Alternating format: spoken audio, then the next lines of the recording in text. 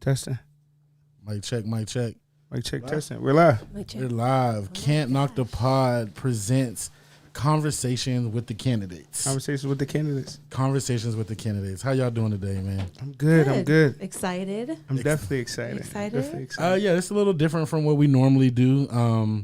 Normally we would be dropping the episode today. Right. Normal, which would be like, what, 73 or 74? 74. Of Can't Knock the Pod. But we thought it would be... we just thought it would be better if we did something for the city. Absolutely. For our peers and just people to raise that we don't awareness. know. Yeah, raise awareness about the upcoming election. Correct. So what we're doing today, we have each of the three of the Democratic candidates. First, we're going to start off with Ryan Kelly. Thank you for joining us. Thank you, guys. Appreciate you having me. We're going to next do current mayor Tito Brown, and then we're going to finish up with first word councilman Julius Oliver. Yeah. Okay. That order. Let's go. For those that are watching it on our Facebook, if you do have any questions that you want to ask, just type it in the comments. We'll see them. What we did was take questions from our social media peers, and we're just going to ask them just how they came. Yeah. We couldn't get everybody because a ton of questions came in. Yeah, I was shocked at how many questions we got in. We got a ton of questions in. So yeah, some of them were kind of the same a little bit. We're going to read the number one question that we got, which was super surprising. But thank you to all those that reached out to us. Yes. You'll be surprised probably by the questions that came in. But the number one question, it's not funny, but it was funny because it got sent in a million times. Well, the big thing is we've done all these different podcasts, and so I think they ask for the list of questions. There's a bunch of them. Yeah. Like we don't get to the list. So I've been trying to answer some of the list on. Afterwards. Yeah. So if there is questions, give them to me. We'll try to answer them on Facebook or do whatever we can do. Okay. I appreciate That's that. fair. Great. Yeah. All right, so we do want to get started. We're not going to waste any more time, so we will jump off with these questions. And we do have questions that are general questions that we are going to ask all the candidates, and then we have questions that's specifically for that specific candidate. So we'll go ahead and start with some general questions here. Okay. Where do you want to start at? Want to start at number one? Yeah, that's fine. Okay. Actually, let's see. One of the general questions, the first general question we have here. Currently, mothers have to go to Boardman or Warren, Ohio to deliver their newborns.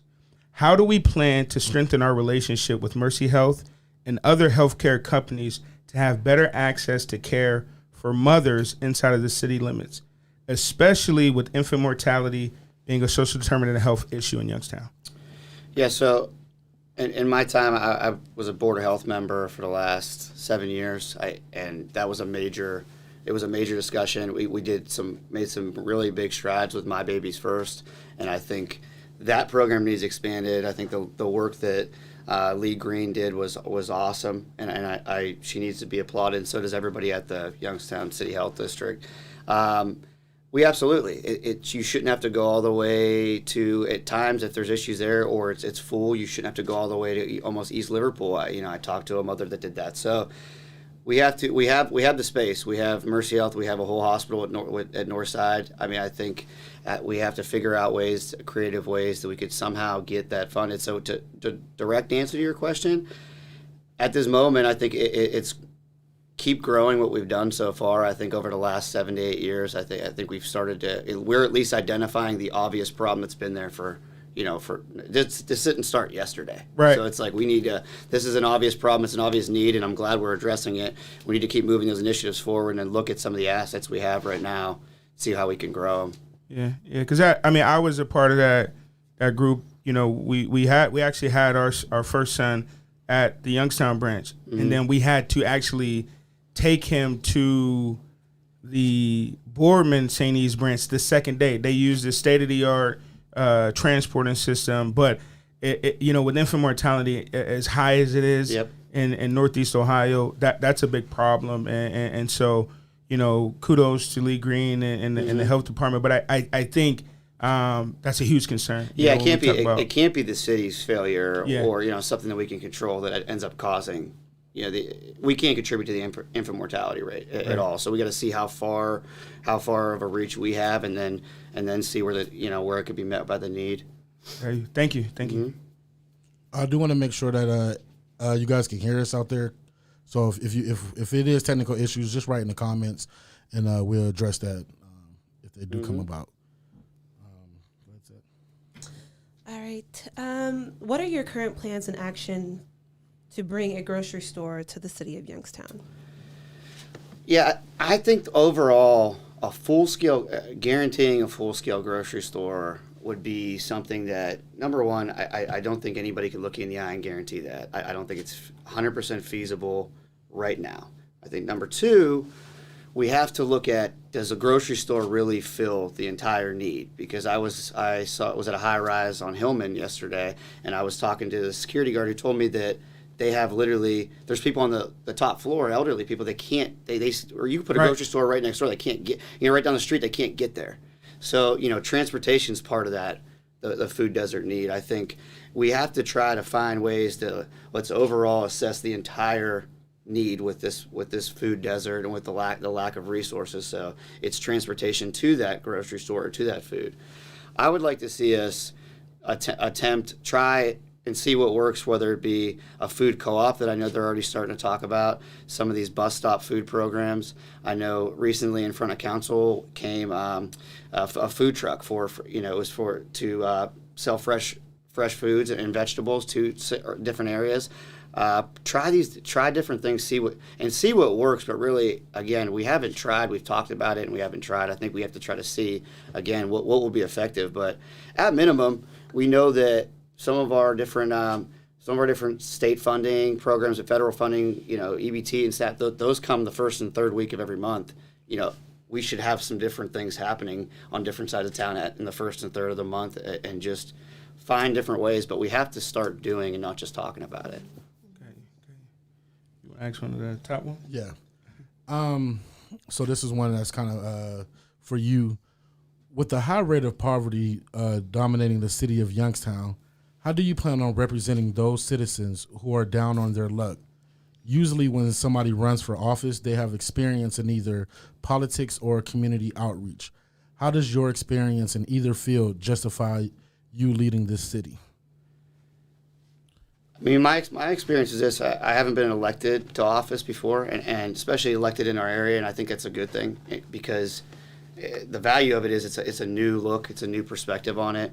Clearly what we're doing isn't working, and this isn't an attack on any individual. That's more of just the mentality and the approach we've taken. I think we're years behind. We've been years behind for a long time. So I grew up, I know a lot of these guys sitting here. I mean, I grew up on the west side. First part of my life on the south side. I went to Ursuline. I slept over people's houses anywhere from Cheney Circle to Kemmelbrooks. It didn't matter. My best friends were my guys, the guys I played football, basketball with, everybody. So perspective is the most powerful thing on this planet. So I try to understand every perspective I can.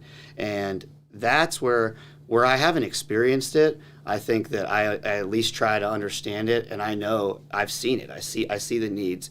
And that's why I'm running for mayor. It's like because I see that we have all 34 square miles of the city. We're not doing enough somewhere in those sides of town. Whether people think the west side's the greatest side. There's needs there. There's needs everywhere. So I think, for me, it's I know what I haven't experienced. I know I'm not an expert in everything, but I absolutely want to empower people that have experience and try to find a solution. So you say you haven't had experience. Do you feel like from that standpoint, as far as community outreach, do you think you haven't done enough in that space, or, you have and it's just not publicized? Like, where's the void? I feel like. Yeah. So I don't think anybody's ever is doing enough, but I mean, community outreach wise, I feel, if that's a requirement for a voter to think, I absolutely, just because, I know nowadays people, if it's not on Facebook, it doesn't actually happen, some of those things. But, ask countless kids that I've helped in inner city. We had 2 kids live with us on and off during COVID, through my coaching, through my times through that. Ask, anybody that I've seen or been a part of.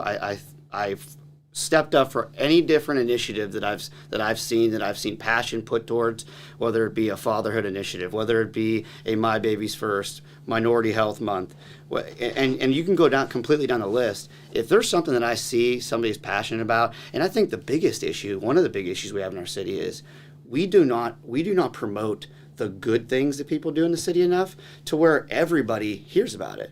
And that's where, and again, it's not that. And I'm not talking even about me. It's just, you constantly see, you'll see like a video like, man, I wish I would have known about this. I would have went there. But we easily promote the negative and not enough the positive to see what people be a part of. Let's see. What needs to be done to keep people in the city, especially those that graduate from YSU? So one of the things that I'm big on, and I'm working with, and this is something, the plans that I have, I want to see done whether I'm elected or not, because I think there are things we have to move towards, and that was, again, one of the big parts of my candidacy. So I want to do a student loan reduction program, a private and public partnership with that, get a couple of bigger businesses that I have been talking to right now that could be. The program that I'm proposing is if you buy a $50,000 home in the city of Youngstown, we'll pay up to 50% of your, we'll pay up to 50% of your student loans. If you live there for 10 years, we'll pay 80% of that number. 15 years, we'll pay 100% of that 50% number. So it's like, again, you owe $50,000, you live there for 15 years, you're going to get $25,000 paid. And it's, again, this is something that's, how do we pay for this? Well, you can get, this isn't, I didn't invent this. These are things that are done across the country. It's ways that people are trying to compete to try to be able to get people here. So, I mean, it's creative ways, and we know why Youngstown's great. We gotta sell it for other people. Right. Okay. It's, how do we pay for this? Well, you can. Okay. Sorry about that. I didn't know it was going to come up. Yeah. Real quick before you go to the next question, if you are watching it, those are watching it, please feel free to share this. So everyone hit the share button on this for me. Do appreciate that. So I'll go. Or Chip, you want to go? Yeah, I'll ask the next personal question. You recently made a social media post about using graduation money to buy a local pizza franchise. That is a level of financial privilege and security most Youngstown residents don't experience. In a city where near 50% poverty rate, how do you plan to connect or relate to the issues faced by a large part of the citizens in the city of Youngstown? Yeah, so when I make that statement, it's because I wasn't actively just directly pass something down. I created that. That was kind of my funding. I mean, and we're talking about I used other funding on top of that I worked and earned. And the big part is I know that the need was we were 18-year-old kid. No one loaned us money, but everyone took our taxes. Everyone wanted our services. We created jobs. We did things, and again, the support and access wasn't there when I was 18, wasn't there when I was 30 as a business owner. So I know absolutely there's a need as a business owner, and not just in Youngstown, but in multiple cities. We're not doing enough to help businesses. And by helping business, it's not just giving something. It's, again, and that goes for citizens too. I'm not trying to just give away things. I want people to partner with us and earn it and understand what they're earning. And I think we could give support. We can end up giving support, finding ways that people can find these resources. There's so many people that I talk to that I wonder why this person talked to a group the other day about they wanted people with a felony getting jobs. They had no idea that the trades have programs that they can enter. They had no idea that there's ways that people were able to get their resumes done. They were able to find clothes to go to a job interview. And so the resources and the programs are out there. We're just not doing a good enough job either having them be here or having letting people know that they are available. So, it goes back to the same thing, Chip. Like where I didn't have a direct experience, it's, I'm not going to hold somebody to a different standard because they didn't have what I had, or one of those other ways, and vice versa. Like I appreciate what I have, but I appreciate what somebody else is going through. Let's figure it out. Because we're not, again, it shouldn't be that way. It shouldn't be as hard as it is for anybody. But as mayor, I want to ask this again. As the mayor, how do you plan to connect? Yeah, so there's no law that says you can only canvass and go door to door during election time. Right. I want to continue to do that because what you learn is, I may go to different sides of town, through my time, coaching or connecting with kids, but overall, we canvass, we knock on doors, we do all the things that are out in the community when it's time to get elected. But it's, again, carry that on throughout the time. Go and get the perspective of people in the neighborhood, and that's where I think we're really, really, really missing. It's, as the city hall, you look at the problems of the whole, your councilman looks at it, the ward, but now who's talking about the neighborhoods? And if you're not talking about the neighborhoods, how are we looking at individual needs? So you only do that by, getting out in the community and talking to people. Got you. Thank you for that answer. So I will get to this, and I am looking at the comments, guys. So I do see it. No, Shauna, not Shauna, excuse me, but we didn't forget about you guys. So I'm going to ask this question now. And I said it was funny, so I do want to retract that. It's not funny. It was the most asked question that we got. A lot, and it's not a funny issue, so I do take that back, and I do want to apologize if I offended anyone. But a lot of people have feel that the ball has been dropped regarding animals. What are your plans to end animal abuse neglect? A lot of people have been saying that they reached out. Well, not for you. That part isn't for you. But what are you going to do in regards to that? Because even, I live on the south side, and it's about, I see 20, 30 cats a day. You know what I mean? Just roaming around outside. So cats are something that's a major neglect, or just I was on the south side yesterday and today, and literally I saw 60 cats running through. And there's good neighbors that feed them because they have a good heart. Right. But again, it's kind of contributing to that whole cycle. Well, the other side is I see I'm knocking on doors, and again, the amount of dogs. I didn't realize that many people had dogs in our city and our county, and then you really look, but so there's pit bulls, okay, a lot, and that's a hot issue, across the country. I have no issue.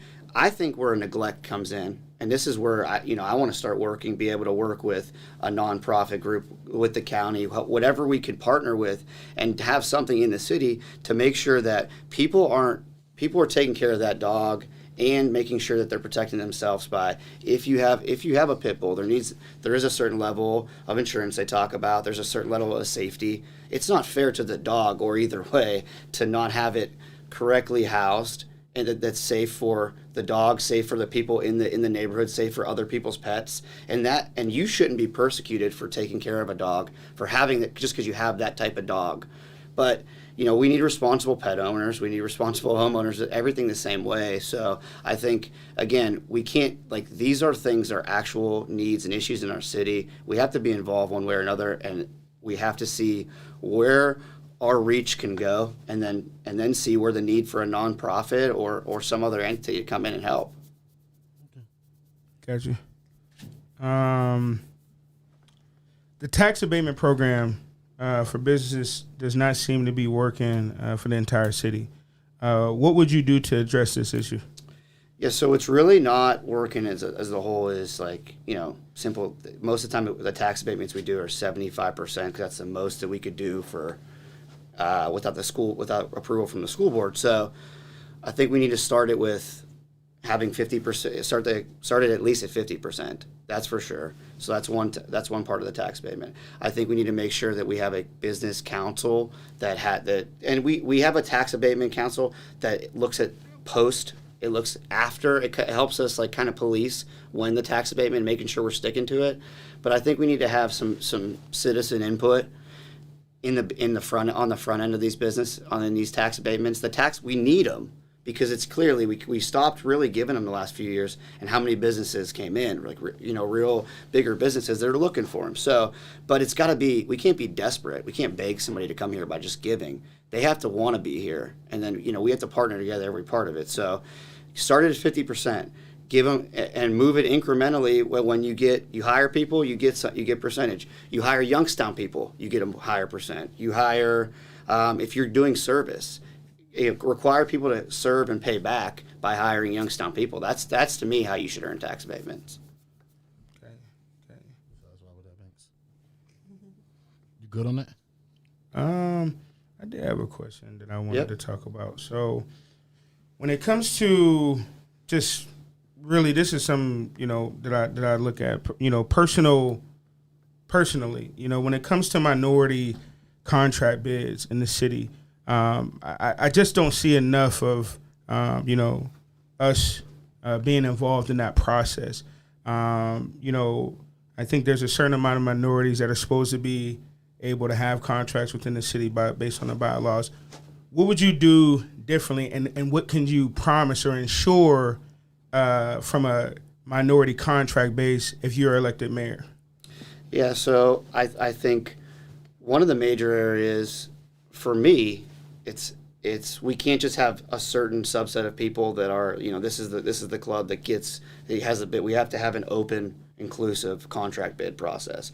I'm not coming in with any preconceived, okay, these guys get these contracts.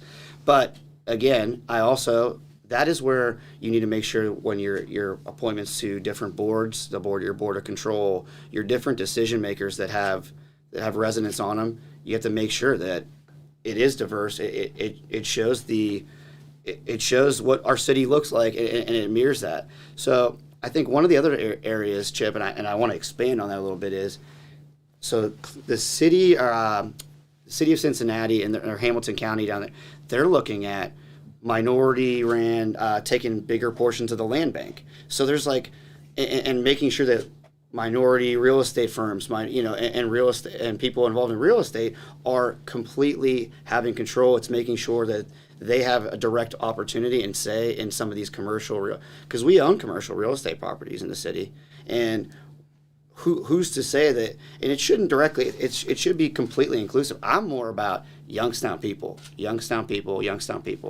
I promise you, there is really good and smart and innovative people that are in black and white community. It doesn't matter. It's just I know, and if we really open it up to Youngstown people, not just this little group, I promise you, it'll be diverse. We got about 10 more minutes. Yeah, okay. 10 more minutes. I do have. One has just been asked in the comments that I want to get to, but I do want to get to this one before that. Yes, sir. Within the next 2 years, the city will receive approximately $88 million in COVID funds from the federal government. In light of this, what do you think the emphasis of city government should be regarding the use of those funds? Yeah, so I absolutely believe that these funds have to, through that, we have to create some sort of long-term revenue stream that's going to be able to kind of ease the burden of our general fund from a technical standpoint. The other side of it is we need to make sure that although we have 2 years to spend, we'll have 2 years to spend it. We have to make sure that we put things in place that are going to be long term. So we got to make sure that we're filling needs. So we have to identify those needs by looking. So right now, I'll give you a need right away. We have 70% connectivity in our city, and that means you saw how many kids that had to stay home from school, and we're doing remote schooling for how long, and only 70% of our city had internet connection. So that's a direct need that's filled through this program. Let's run the conduit, let's run the fiber for broadband. That could give us a citywide utility. So these are things long term that. You mean like a city Wi-Fi? Yeah, it's like a citywide broadband service, like internet service. Through that, you could expand that to you want to create a data center downtown where we are where we're controlling the internet as a utility, or are we looking at it from a standpoint of we're leasing that space? We own it. We own that fire. You want Spectrum, Armstrong, AT&T, whoever wants to come in, but we now have that. That's an asset that we now have, and it's long term. And that's one of the points that absolutely that money is able to be used for. I'd look at it from a standpoint of I want people to be career ready, not just give jobs, be career ready. Like that's one of my goals. My whole life has been when a kid is 18 years old in city of Youngstown, he not only graduates, that should not be an automatic. He should know where he's going, and be ready to go there. It's a great. That doesn't mean you can't have a goal of getting a college scholarship or doing these different things, but we lose kids when there's 18 and they think they're getting this college scholarship or these other issues, and then it's not there. They have to know what their next step should be, where are they going, and at minimum, that's at minimum, but then be trained to go there. So we have to then get people, get the soft skills, start creating jobs for the youth in our city. And I think we're not doing a great job with that again as of right now, and we got to lead by example with that. You want me to keep going? Art? Because I can go all day on this $88 million. I do want to wrap it up with this last I got question. And it's from, they said you recently had a debate, and you mentioned that you would have police tackle gun problems through traffic stops. Can you explain that a little bit more? Yeah, so again, as you kind of review, and the big thing is, like, I'll look at how did this hit, and you only have, in debates, you have like this little window. There was no timer there. It wasn't a great setting, so you're kind of figuring it out. So the automatic thing was like, okay, you're going to say traffic stops and look at these issues, the issues we're dealing with on a national scale. Like it's really explaining it. So go over on these high impact, these high areas, and if you look at like some of our crime maps, and it shouldn't be completely red, and we have per capita, some areas are the highest crime areas per capita in the country.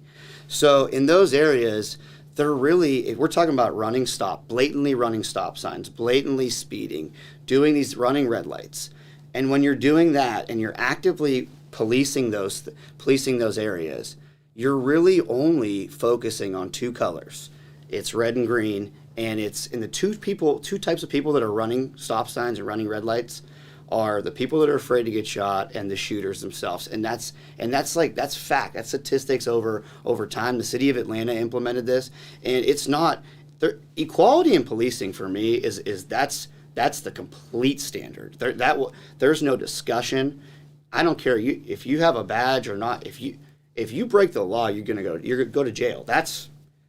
So these programs aren't with, what are you going to do, let police slide? Like, no, that's a standard that comes from your leadership, that comes from clear-cut leadership. And then on the other side of it, we can't have anybody's mother on TV crying, so we have to stop these crime issues. We have to address them somehow. We have to stop them long-term by focusing on the causes of crime. So it's not just let's throw everyone in jail. Let's figure out how to fix these causes of crime long-term. Let's actually do it. Not talk about it so we're not having the same conversation 10 years from now. But let's also, we got to stop it now. And people have to know that, again, if you break the law, that you do have to have repercussions for your actions. I don't know if I heard that right. You said about running red lights. What was that?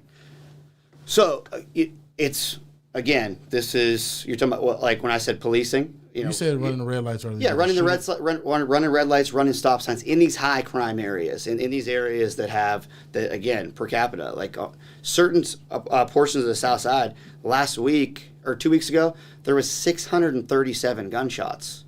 I mean, these are numbers that are just, for the little area it's scary. It legitimately is scary. And what's scary is that we have kids that are actually cars that get shot up, kids that either don't get hit or barely get hit, and instantly they go to retaliation, not, oh my God, I just survived. And so that means they don't understand the value, like they don't value their own life enough. And that's where we have to try to improve their quality and understand that what they're living for is not their status in the community or their status on Facebook. There's more in this city. And I think if we start having kids see that, then we might be able to shift the mentality a little bit. So to answer your question, Art, completely, it's just I think in those areas, if the two people that are running red lights and flying through those neighborhoods are people that are afraid to get shot, or people that are actually doing the shooting. You guys good? Good. I'm just reading. We only got 30 minutes. Yeah, it's only 30 minutes, so only it's got only 30 so minutes. much we can ask. We do have our next candidate here. Ryan, I thank you. I appreciate you guys. Yep. Thank you so much. For coming and doing this. I'm sure it's people. I'm seeing a lot of other questions in Yeah. here. So Yep. if Ton you of guys questions have more questions, you can inbox me. I'll get them to him directly, or you can directly shoot them to him. Either way. Yeah, either or. Yeah. Is there anything real quick, if you can make it, that you want Yeah, to I'll be say quick. before? Yeah, I'll be real quick. I think one of the things that commonly comes up is it came up in the last debate. There's two minority candidates. Are you trying to be the white guy that comes in and steals this race? And again, I'm not trying to be the mayor of half the city. I think our city needs a change. We need a new perspective on it. We need to look at it from a different set of eyes. When I say different set of eyes, I mean someone that represents our generation in the future. And we often talk about the future, but how often have we had a seat at the table and really a voice? So again, I'm not gonna get everybody's vote. I promise you, when I win, I will prove it to every one of you. I think some of these guys you've known me for most of my life and know my character, know what I'm about. And again, I will answer any question, but my intentions are truly I want to make a difference, and I accept that we're not doing enough, and I know I want to do more for everybody in the city. All right. All right, Ryan man. Kelly. Thank you. Thank Ryan you very Kelly. much, Appreciate guys. I appreciate it. Thank you. We'll be back about a few minutes. We're getting ready for Mayor Brown. Hold tight. Yes. We'll be back in a few minutes. Thank you. Thank you.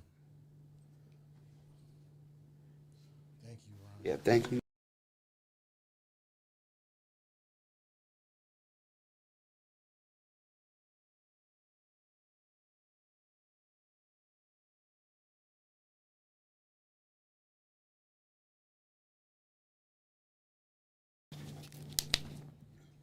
Welcome back. Can't Knock the Pod. It's conversations with the candidates. That was just Ryan Kelly. Now we have Mayor Brown. Mayor Brown, what's going on, man? Good afternoon. How you doing, man? I'm good doing evening, pretty whichever good. one you want to call It's it. evening. It's I think evening. It's evening. Yeah, Yeah, I think it's evening. the day's been so long. Yeah, so, I think it's evening. yeah. Thank think you it's for even. joining us today, man. I know you're a busy man. Listen, anytime I can get out and talk, that's what I do. So I think this is my last stop for today. Is it? Oh. Yeah, I That's think. good. Think. My wife hasn't called me and told me to stop buying any milk or bread, but other than that, Okay. we'll figure it out. I'm sure you're gonna be. I mean, this the crunch time, so you got less than a week listen, out. we are on the street today. My street team's out. We hit three places today. We got a couple more. The rain held off on us, so this is what we do. 6 days in, Hey, and you count backwards and work your way in. Listen, I ain't want to say it, but you the only one I'm seeing out here. Hey. Man. I was just call a spade. I'm not really seeing everybody like that. So. Can I say this? It's just who I am. It's just the competitive nature in me. This is how I've been raised to do with games. So I can't speak for anyone else, but that's just how we do it. got you. All right. All right, so we have questions here, man. We received hundreds of questions. Okay. We picked questions that we wanted to ask each candidate, and we're gonna go. We have some personal questions that are strictly just towards you, and necessarily personal to your life, and then we have general questions that we're gonna ask all the candidates. We can start off with some of the general ones. You guys want to fire off with one of the generals? Yeah. And to the audience, this is our second conversation. We have one more after this. We already had our conversation with Ryan. Yeah, I'll go first. I'll get this one off. Do you believe certain city services, pools, playgrounds should be maintained regardless of the city budget?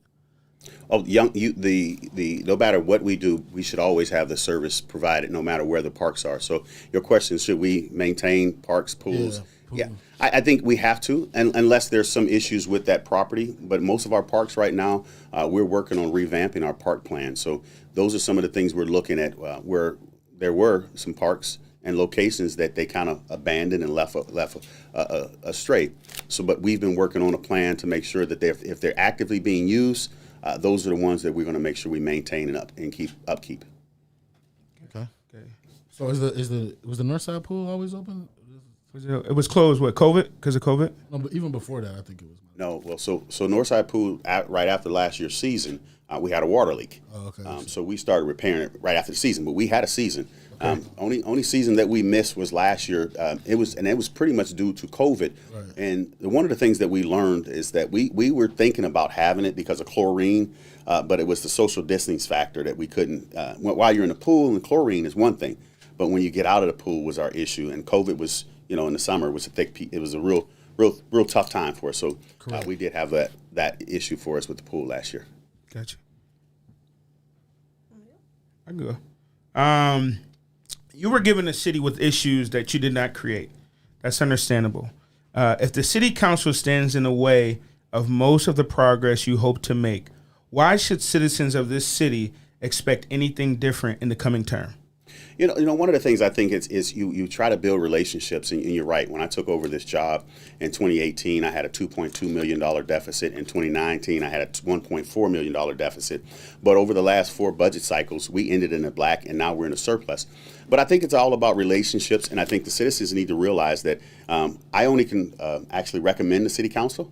So I recommend budgets. I recommend legislation. It's up to them to agree to make it legislation, or it's up to them to appropriate the dollars. So when we talk about spending, council they appropriate the dollars. I administer the dollars. That's why you have 3 equal branches of government. So it has to be equal, and it's up to council to really answer those questions. That if we continue to help work together and build relationships, that's what it's going to have to take. And I think I've built relationships with many of the council members, and we're never going to always see eye to eye. That's my wife. I'm gonna ride or die, but we don't see eye to eye. But you've got to once you put the citizens first, everything else will fall in place. So those are some of the issues that no city council or mayor across the nation that are not facing. So we'll continue to face those issues, but if we put the citizens first, that's a top priority.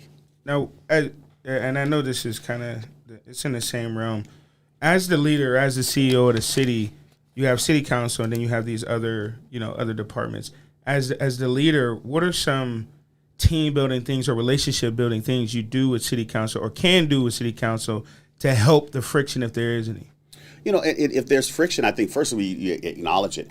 But the first thing it can't be personal.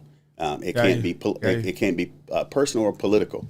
A lot of times what happens is you can't appropriate the funds on Wednesday and come to my office on Thursday and say, here's how you need to spend it. If you have projects, as when I was a city council member, I would set aside monies for projects, and I know those projects are going to be there. I think I mentioned John R. Swires. He was the councilman on city council with me. He would set monies aside every year, and at the end of the 4 years or 3 years, he had the project finished. So that's why it's equal branches of government. So those things have to happen. But you talk about project building. Many of the council members I sit down with, we have weekly talks or bi-weekly talks. We have coffee. When we were face to face, I was having coffee with many of them. So it's a two-way street as well. Okay. So we've got to make sure that we put our personal differences aside and put the people first. Okay.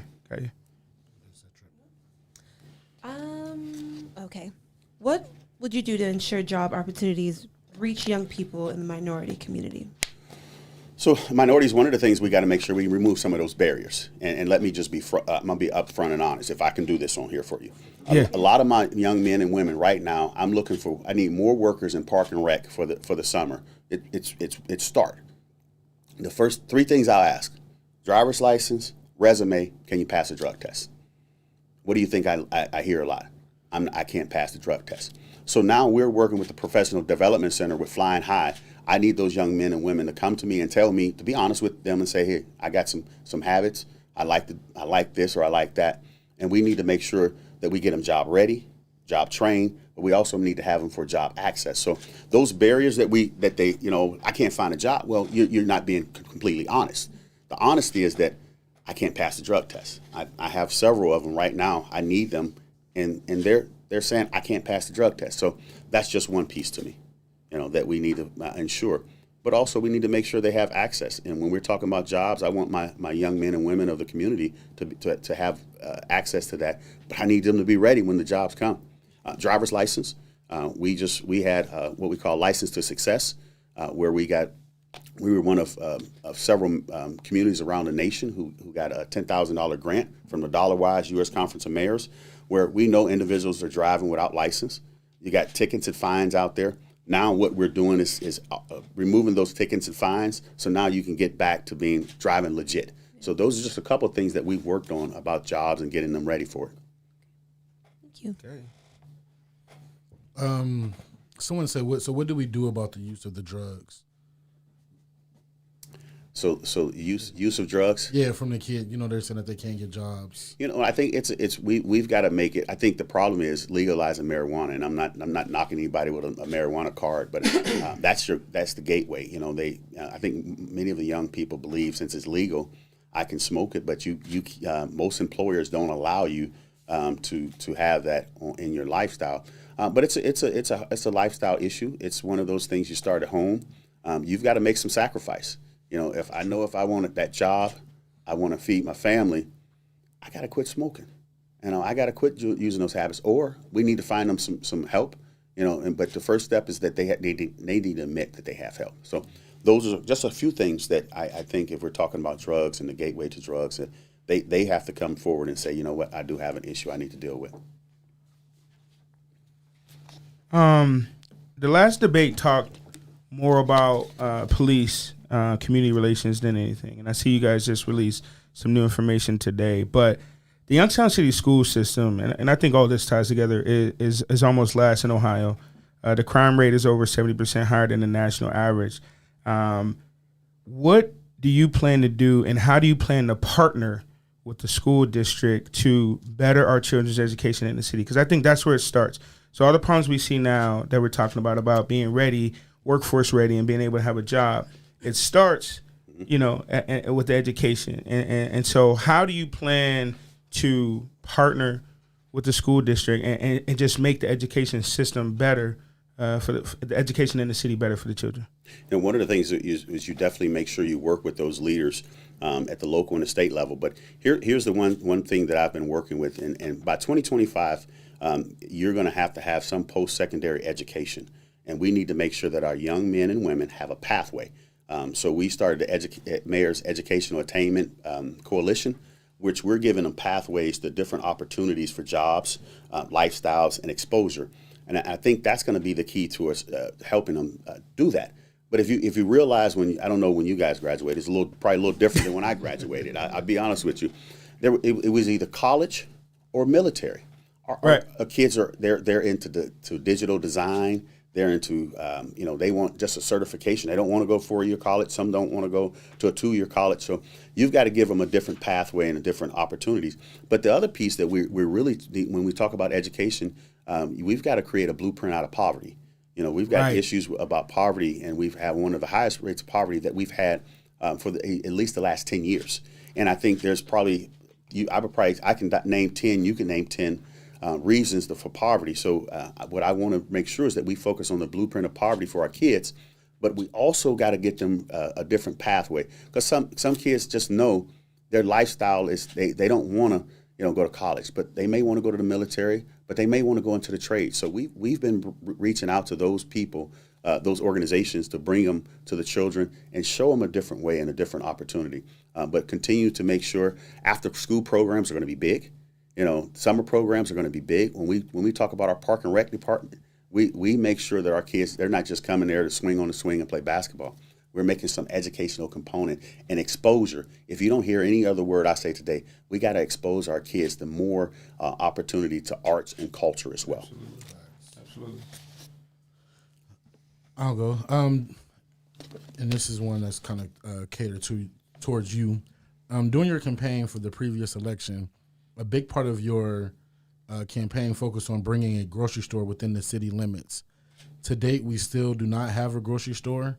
What are your current plans and action items to bring a grocery store to the city of Youngstown? Yeah. So we took the pledge in 2017 that we wanted to have a grocery store to focus on the food insecurities that we had in this community. We've taken a trip to Toledo. We've taken a trip to Cleveland. Went up to Cleveland, 59th and Chester, to meet with the Dave's supermarket. Met with the 5th generation owner. He's actually checking people out. Talked to him about what it's going to take. So he told me it was federal dollars, it was state dollars, it was local dollars, and then it was his dollars. So we've also partnered with what we call Retail Strategies. That's a national organization, and we had a food policy coalition that I started in 2018 out of my office, where we brought many of the community members and community organizations together, so that we've been working on figuring out what needed to happen. And one of the things we realized, we don't know the grocery industry, so we brought professionals in to do so. So we're working on that, and I think, and we'll probably have, I'm sure there's a question about the $88.6 million. One of the things I proposed is a central grocery store, but it not just be Youngstown's money. Since we're the county seat, that we look at other opportunities to help with the food insecurities that we have out there to deal with this grocery issue. So my good friend Nan Whaley out of Dayton, the mayor of Dayton, they just started 4 years later. They just started breaking ground. But in the meantime, we have farmers markets. I think we've even talked about mobile markets. So there's other avenues before we get that brick and mortar opportunity, that we have other layers that we can put on there to make sure that families can have fresh fruits and vegetables no matter where they live. So with the mayor of Dayton best practices, are we actually working on the plans for the central grocery store? Is that something that we can look forward to in the next term, or what's the actual plans around that? So Retail Strategies, they do what they call a market analysis and study. Got you. And one of the things you got to look at is, and I say this, and I want you guys to hear me when I say this. If we put this central grocery store together, we've got to support it. They look at, everybody wants the glam and glitz of the new store, but we've got to support it. We can't say, well, they got a better, out in Boardman or out in Austintown. We've got to support our home base operation. So that is central to one of the things that we want to do in the next 4 years. Okay. Go ahead. Yeah. This one's geared to you as well. The city recently implemented hotspot cards where residents can anonymously report crime. Why is this just now being done instead of being done last year when there were record-breaking homicides and shootings in the city? Yeah. Well, good question. We actually partnered with Action, and that was an action item that they had some time ago, and just working in conjunction with our partnerships, they decided this is something they wanted to do. We were in a global pandemic. It had been a little difficult for me to be out and passing out the hotspot cards like I did this weekend with the chief. The chief and I went out to the barbershops and the beauty shops and passed out the hotspot card. But Action initially had that at one time. It kind of died off. I don't know what, it was prior to me becoming on. But talking with them and building relationships with them, they says, you know what, Mayor, I see the direction you're going for 21st century policing. I want to make sure that they wanted to bring the hotspot cards. I says, I want to partner with you to do so. So it was just not the city. It was Actions. They brought the hotspot cards back. We brought Crime Stoppers back. We had not, and what I found out is, I remember growing up, they always used to have Crime Stoppers. They would there was a reward for it. I'm finding out on the West Coast that's a big piece. They offer rewards. So we started offering dollars for people because people were hesitant to tell anything. But that card is just one opportunity that we have to have people tell what they want. The Crime Stoppers is another. And I get a lot of calls from the mayor's office. I get people to stop by, and anybody that gives me that information, the first thing I say is it's just coming from the mayor's office. I won't say Lisette sent it. I won't say Chip sent it. I won't say Art sent it. It's coming from the mayor's office. Right. Okay. Thank you. One of the things that I noticed is jobs. I feel like since I was a kid, we hear people that are running for different offices talk about jobs. They're bringing jobs. What are you currently doing, or what are some best practices from neighboring cities that you've seen them execute to help bring jobs? We just seen we're number one in the country, I think, on the poverty list. So access to jobs is a real problem here, and livable wage jobs, more importantly. So what are you actively doing for us to actually, bring livable wage jobs here in the city? Yeah. One of the words you're going to realize, we have to be competitive. And the one thing we're not competitive is we don't have site-ready locations.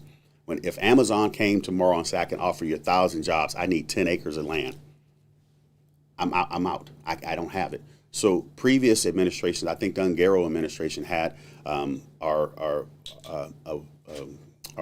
park, workforce development park on the western edge.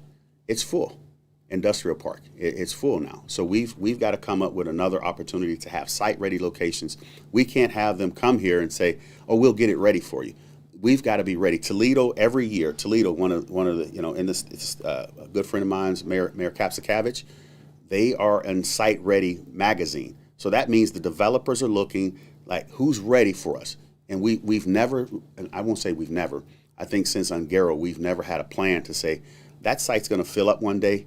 Where's our next 2 sites? And now our team's looking at how do we put together pieces of land, and it can't just, and we're kind of landlocked. You'll say, well, east side is good, but then you got to have highway. You got to have. They're saying east side in the comments. Yeah. So east side would be primo if we ever had that Hubbard Expressway connection to I-80, and it's got to be access. But you have to have site ready. You can't have that owner to come and say, well, I'll wait for you to get the infrastructure. I'll wait for you to get the sewers and pipes in together. That's one of the number one reasons that we're not competitive. Amazon did come. They looked at Youngstown. We couldn't put 10 acres together. And if we could put 10 acres together, we didn't own all of it. So I own 3, you own 2, you own 1, you own 4. Now everybody wants a different cost. So that's why land is key.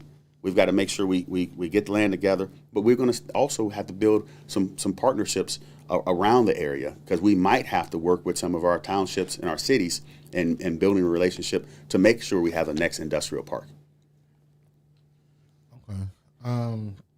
2 questions we're getting from the comments on here. They want to know about the chili can.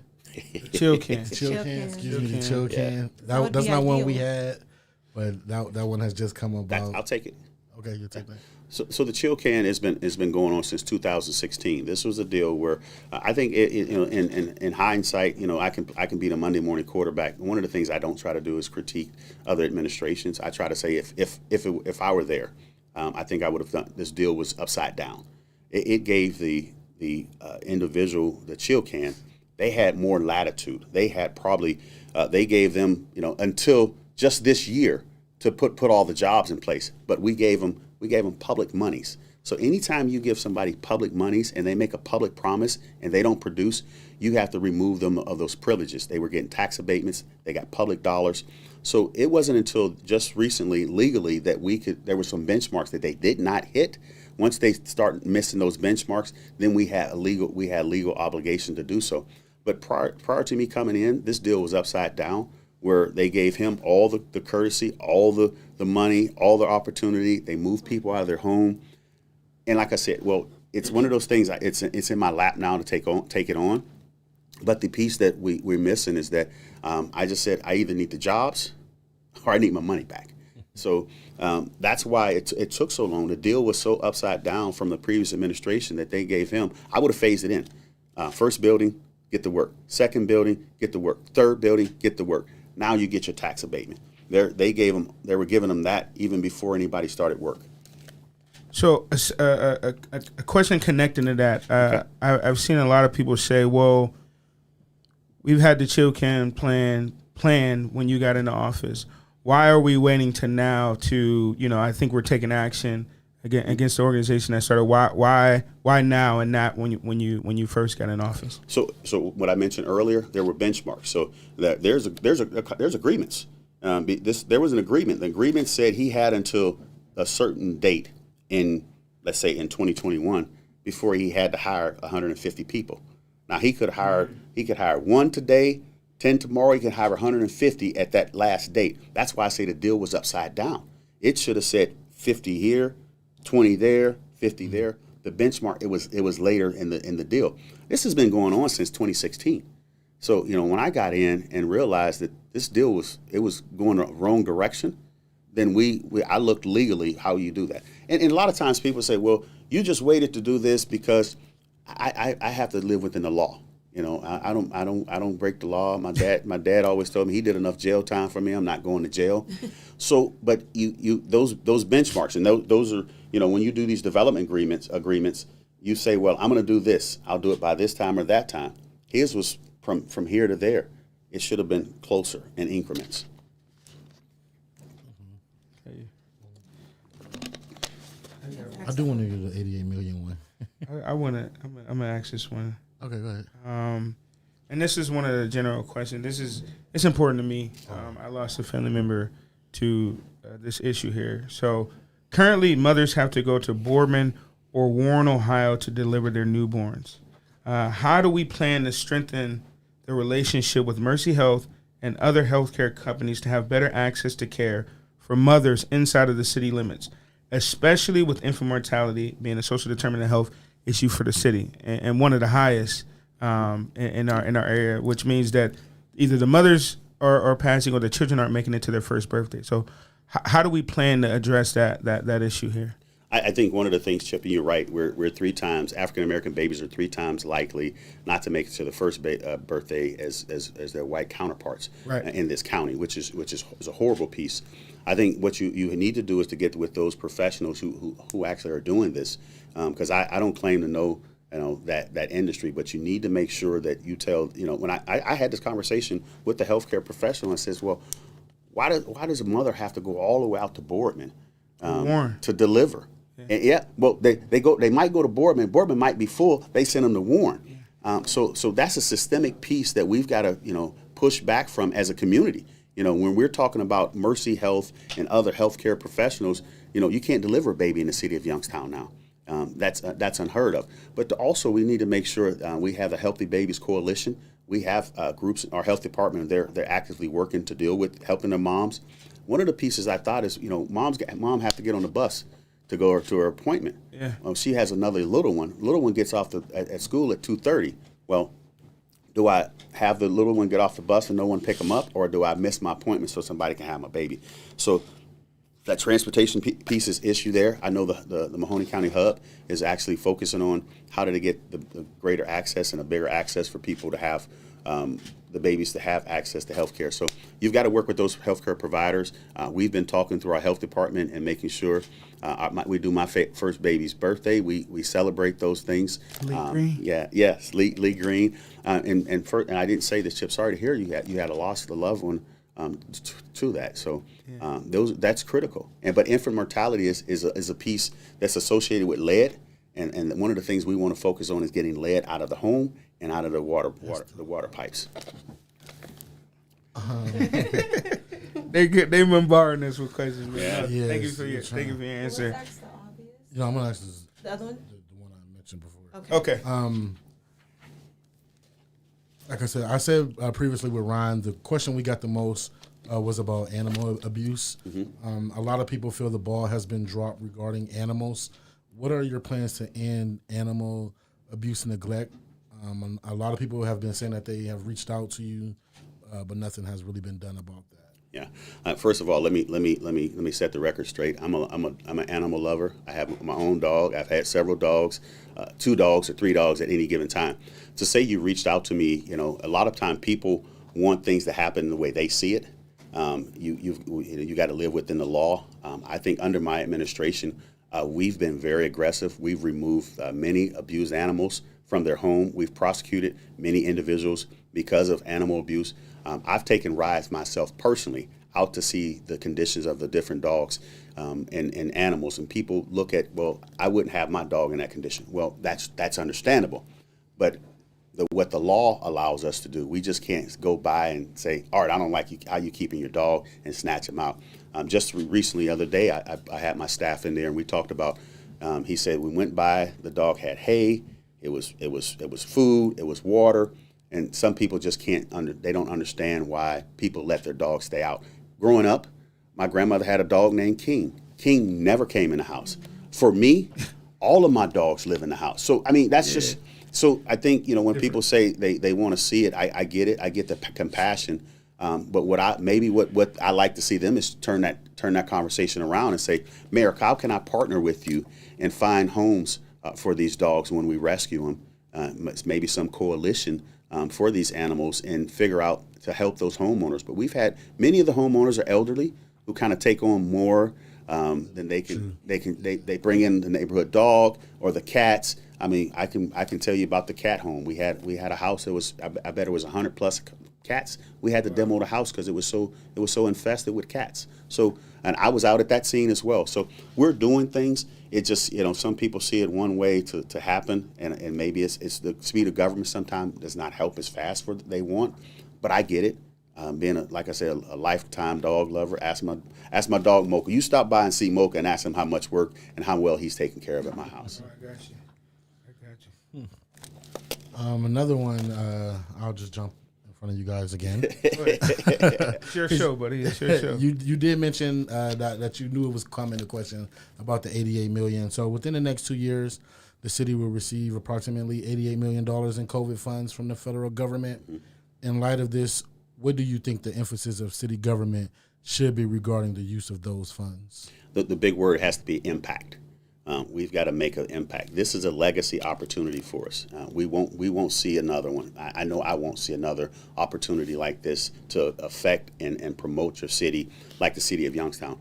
But it's got to be an impactful piece for the citizens of Youngstown, where it can't just be that we're spending it on vehicles and equipment. I want it to be a legacy opportunity. And just a real quick, May 10th, it's $88.6 million, Art. We got $88.6 million coming. The 88.6. Yeah, 44.3 is going to come May 10th. What we've been waiting for is the Treasury guidelines to tell us how to spend that money. Someone say, "Well, Mayor, you haven't decided what you're going to spend the money."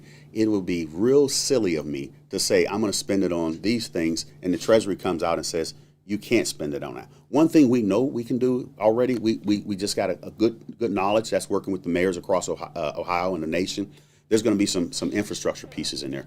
One of the infrastructure, and I think you alluded to it earlier, is when we want to, as we're replacing our water lines, replacing our roads, every road that we need to replace or every water line, we're going to replace the road because we want to remove the lead, because the lead's going into the homes. And we know lead is a high determinant for infant mortality. But also, I want to make sure that no matter how much you pay or you owe, how much you make a year, that you can have a lead removed from your property. And I think the 500 worst properties in the city of Youngstown we've identified. If we can demo those, now we can start doing some development in our neighborhood. So those are just a small key pieces. I'm just keeping it broad because I don't have the Treasury guidelines yet. Yeah, we were going to ask about the road, so you kind of like took care of that. This is one coming from Facebook. This is actually a peer of ours. What is he's an engineer, and he doesn't live in the area, so he graduated from the area. Come back home. And this is what this is about. Come back home. Go ahead, Lisette. Mayor Brown, there are many brilliant men and women from Youngstown, but many of them move away. How can Youngstown become more competitive to retain its homegrown talent? Thanks, Clay. Yeah. Clay, one of the things we've got to do is remove that toxic environment from this community. We've been plagued with corruption at the political level, but also at the corporate level. I think there's some strongholds out there that necessarily they want us to kind of go outside the city. I would love for I'm blessed and fortunate to have my son here, but he was not looking that he was going to be here. But it just worked that way. So we've got to be competitive. I talked about being site ready, but we've got to remove that toxic environment from this community. We're the Youngstown. That's our used to be story, Clay. So we got to make sure that people know that Youngstown's open for business. That you don't have to pay anybody, you don't have to owe anybody if you want to do business in the city of Youngstown. And I think the prime example is right now. 20 Federal is on the market for developers. We had the first day we had developers here. We had four developers. This Monday we have 13.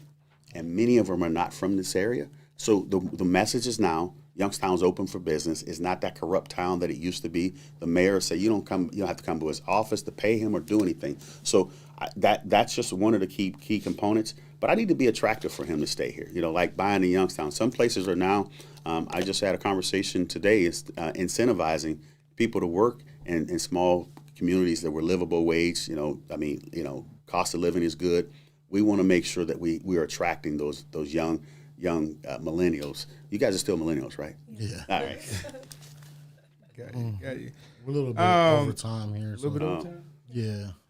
No, just ask what you. So really got. pertaining to that, this is a question that that's important to me too.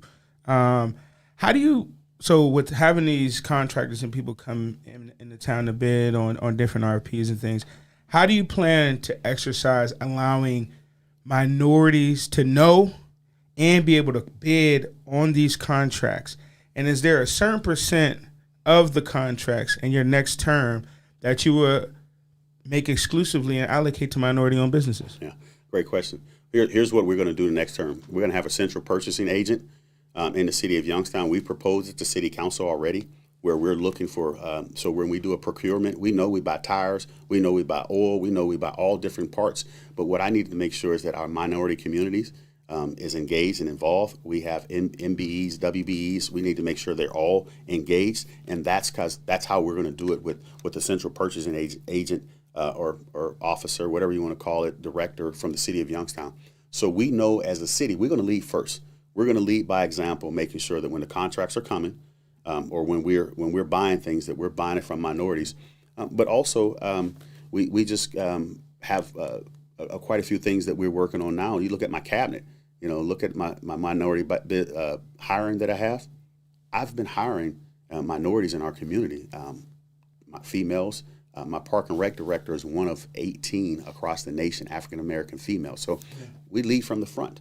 And I think that's one of the things, if we get this first central purchasing director in, that's going to help us, because we can figure the metrics out. We know where we're spending it at, and we'll make sure that minorities are included in that. That's what I'm gonna keep following on, because I think when you talk about being able to grow and just be able to build families and black wealth, I think this is probably one of the blackest administrations that we've had, and I think it's important to be able to give those opportunities to black-owned businesses. Now, on that question, the budget yearly is what, 180 million plus 176. Yeah. Are you going to guarantee a certain percentage of that to minority You can't contractors? guarantee a certain percentage. No? If I did 20, and I can do 40, well, you only asked me to do 20. I don't believe you can guarantee anything. Okay. Because what may happen is that when we're going out, there may not be. I need outside developers. I need outside engineers. I need the hard hats from Cleveland to be a part of, when they're talking about trucking and hauling. So I'm going to need to have the pool. I'm going to need the bench of workers and those who have the product to be ready. Got you. So it can't just be my commitment is that we're going to make sure that we give them all the opportunity. But I'm going to make sure minority business owners are at the table and they have a percentage of that as well. So I don't want to. I put a number out there. Okay. I might say 20, and I'm undercutting myself.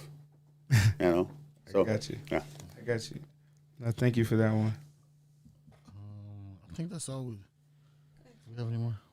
I mean, we got it. We Yeah, get keep bombarded with coming questions. in. So we have a ton of more questions. Can we submit these somewhere to you? For you to answer them for the people? Absolutely. You can give them to me or give them to my my team if you want to submit them to my team. Okay. Yeah, online. We would do that. We love to answer questions. We can. Okay. I can sit here all day. The only thing, just don't sit me on that little couch again. Let me see. Let me just look over this before we get it. We did all these ones up here. Is there anything that you want to say? One.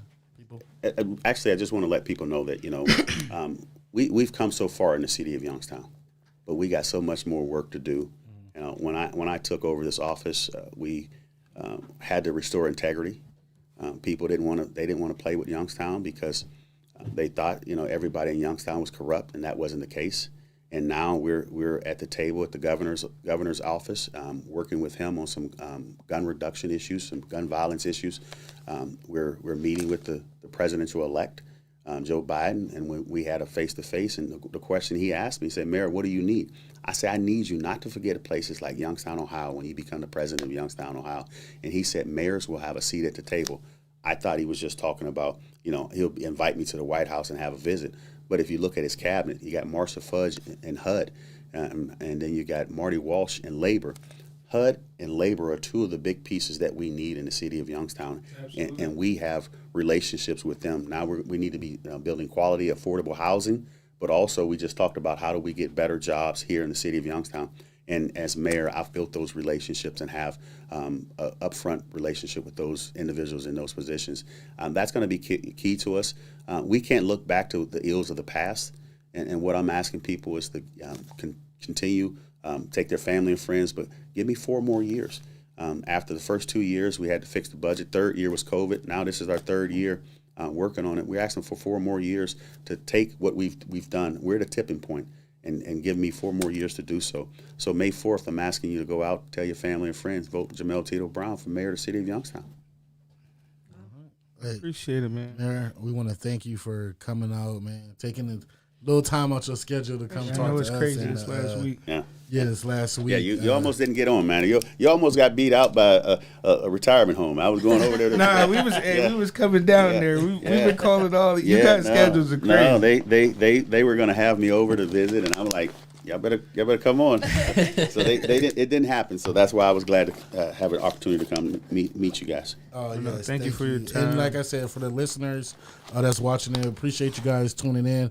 If you have any more questions for our mayor, please send them to us, and we will get them over. Share this. We have Keep sharing this. Julius Oliver coming up. We're going to take a little break here just to get reset 60 up. seconds. About 5-minute break. You guys running behind, man. Yeah, we are running a little bit behind, but y'all know That's how all it right. is. You got questions, man. Yeah. All right. So we'll be back shortly. We'll be back. Thank you, guys. Thank you.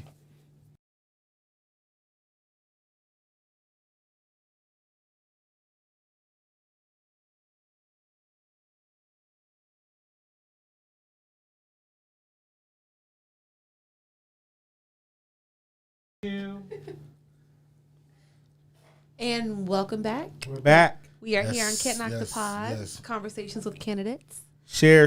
Hit the share button. Yes, if you can, hit the share button. Of course, our next candidate we have here is the Julius Oliver. First Ward First Councilman. Ward Councilman. Yes. Thank you for joining us. How you doing today, man? I'm doing well. Thank you for having me here tonight. Yes. Want to thank everybody that's been sticking with us. This is our last candidate. I know we are a little bit behind schedule, but Yeah. hey, Making it happen. Bear with us. So we do have a list of questions that are geared towards you, and a list of questions that's general questions that we have asked the previous candidates as well. So we're just going to jump into this. When do you guys want to start here? One of the generals. I'll start. Okay. What needs to be done to keep people in the city, especially those that graduate from YSU? I think in order to keep a lot of, and this is based on a conversation I've had with some young professionals who have left the city and live in like PA and things like that. So one of the things that people are looking for to stay in the city is, number one, adequate jobs for their careers. You know, people going to school, getting engineer degrees, getting, all type of different degrees from YSU, and then taking those talents out of town. And they say they do that because, number one, the jobs in their profession here don't pay quite as well as other cities. So you can get a degree in, let's say, pharmaceutical tech, and you're going to go out of town and get paid a lot more than you get paid at a pharmacy here, just because the city is bigger and their economy is bigger. Those type of things we really can't compete with right now. But one of the other major issues is that housing. If you try to get a house on the city south side, east side, north side, chances are you're going to get a house that was built in the early 1900s. So it doesn't have the modern amenities that you'll get like in the suburbs, where they have newer houses that have been built in like it's from 2000 and up. Those houses were built specifically to attract young people to the suburbs from the city at the time, and it's still going on like that. So I think what we need in Youngstown is both a career-focused mentality that says, okay, if you stay here in Youngstown, you can help not only build Youngstown's culture, Youngstown's job class, Youngstown's base. At the same time, you get to be able to build housing around what you want, what you need, what you feel as a millennial with the amenities that you want. You know what I mean? And in itself basically keeps people around because, let's face it, most people are looking for adequate housing with modern amenities. Thank you.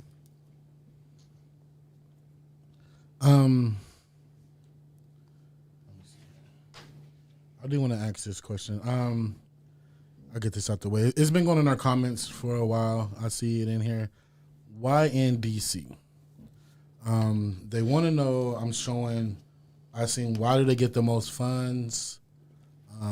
What's going on with YNDC? Are they a nonprofit? I don't know why that's geared towards you, but It might be geared towards me because I'm basically co-starring with Ian Beniston and Tiffany in Youngstown's only positive documentary that's been basically worldwide and won all kind of awards all over the country. So this documentary focused on YNDC's work in Youngstown, and they shot over to me basically because of my work I was doing alongside YNDC to improve Youngstown. YNDC is a nonprofit, and YNDC has built a track record that's enabled them to be able to get funds federally, state funds, and local funds. That's the difference between YNDC and a lot of other organizations. If YNDC is given a project, the federal government basically is guaranteed that project's going to get done within the time that's stipulated for it to get done. And that's one of the things that get nonprofits funded year after year and cycle after cycle is a track record that says you have the capacity to be able to complete jobs. Does that answer the question? So I want to piggyback off that because that's important. So capacity is a big problem with nonprofits, and then a lot of times organizations in the city don't understand the legal or the lingo to get the right dollars. What can the city or what can you as mayor assist other nonprofits that have the same aspirations, not just in housing, but want to be a force in the community, and their vision is right for the community, but they may not have the infrastructure, they may not have the capacity like a YNDC, but YNDC was able to get up based on using funding, government funding, city funding. Can you support other nonprofits in the capacity to help them get the infrastructure, help them get capacity to be able to do and take on some of those projects? Yeah, absolutely. So right now you got YNDC and you got Building Neighborhoods of Youngstown, Benoit. Those are basically the two nonprofits that we have that facilitate revitalization, home repair, and a bunch of other different aspects of things like grass cutting, cleanup, boarding up houses. In other cities like Cleveland, you got like 20 something of these organizations. So they're working in all kind of different parts of the city. What YNDC isn't doing, Benoit can pick up the job there. What Benoit isn't doing, another company that just gets started can pick up the work there. So I think in Youngstown what needs to happen is, and this is what I go back to all the time. For every problem Youngstown has, that's a means of someone to be able to sustain their life, basically. If you can solve a problem, basically, that means your problem solving skills are valuable. So people will pay you for that skill for the problem you solved. So if we have multiple organizations like YNDC solving these problems all over Youngstown, and our problems get solved a lot quicker. And what we need to do as a city is get together and be able to say, okay, well, I see you got carpentry skills. Okay, I see you got welding skills. Okay, I see you got roofing skills. Why don't we join another organization? And then you duplicate that time after time. You get with our city department, whether it be our CDBG department, our CPED department, and we say, how do we train these organizations so they can get to the level of YNDC? So we have this duplicated across the city multiple times. Therefore, you have the city coming up at a faster rates. And whenever you raise the tide, for all the ships on that tide are going to raise. So, yeah, it's up to our city departments to be able to reach out and not be so apprehensive of starting new things and doing things differently, but reach out right now and say, these are the needs we have. this organization is at capacity, because YNDC may have a waiting list for roof repair that'll last a couple years. Benoit could have the same thing. But if we had a couple other organizations, then you have everybody basically working on roofs at the same time until that roof issue is done. Now we get to move on to different things, you know. So I think the city definitely can do that and be able to build capacity, but it's just going to take a different level of thinking and reaching out to those people who are ready to do that work.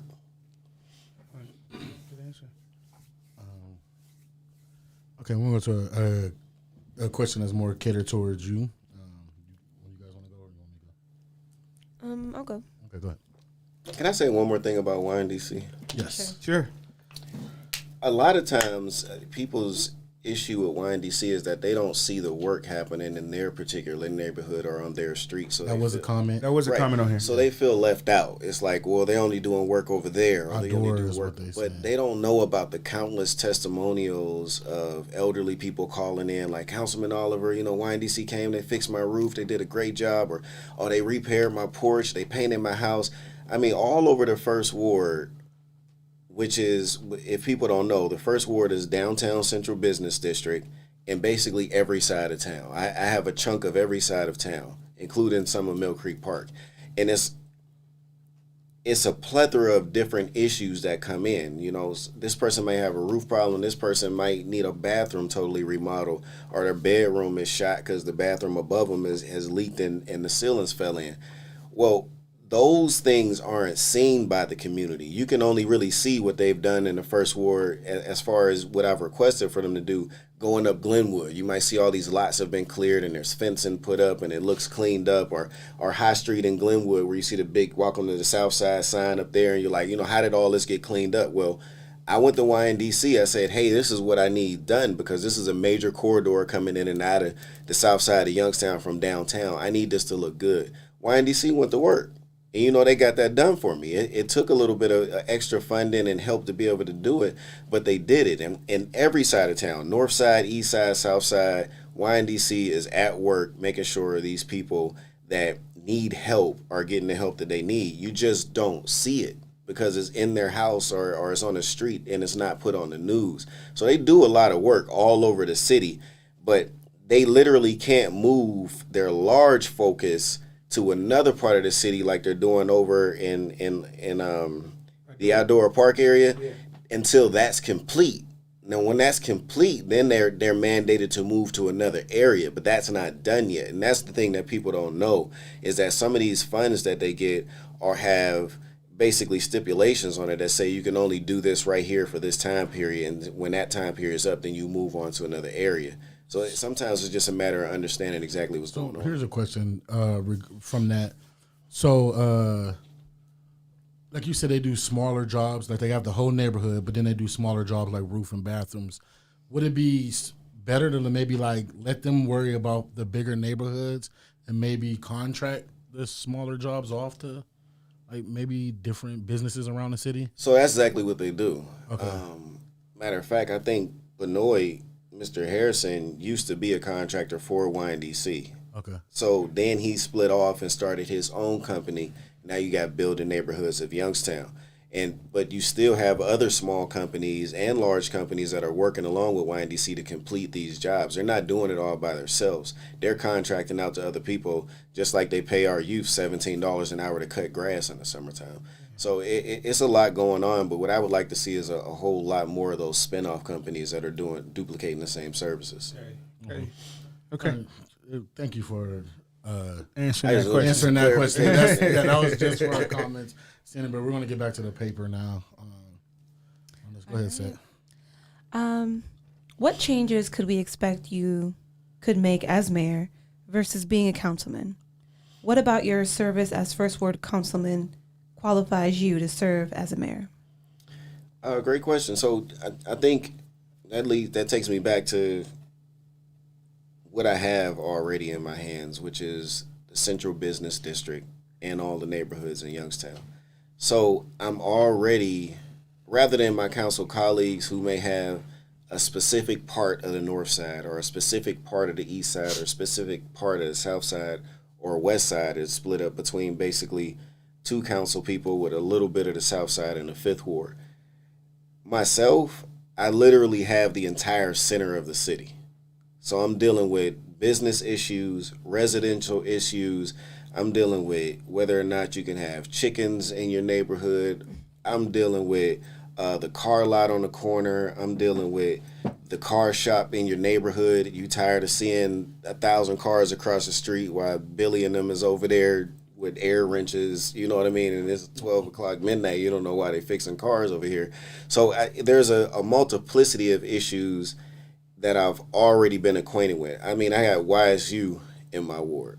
So I'm dealing with student problems as well as faculty problems, as well as problems that's coming from the presidency. I got to deal with an issue right now when it comes to moving the Welsh Church on a piece of property that YSU wants, but they want to put the church on this property too. So it's like, how do you mediate that? How do you negotiate what needs to happen here? Can we share this space?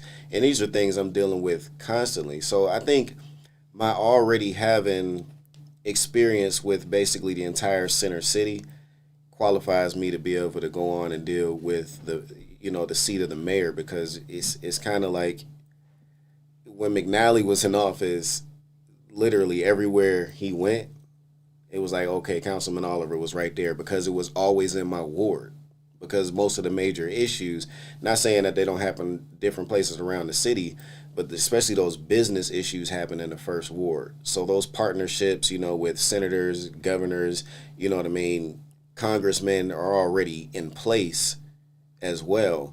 I think the biggest thing you can look for to be different as far as if I'm mayor rather than council person is, as a council person, you're basically, your job is to deal with legislation and the city budget. So, yeah, we've been facing deficits for years, but it's city council's job, literally, to pass a balanced budget.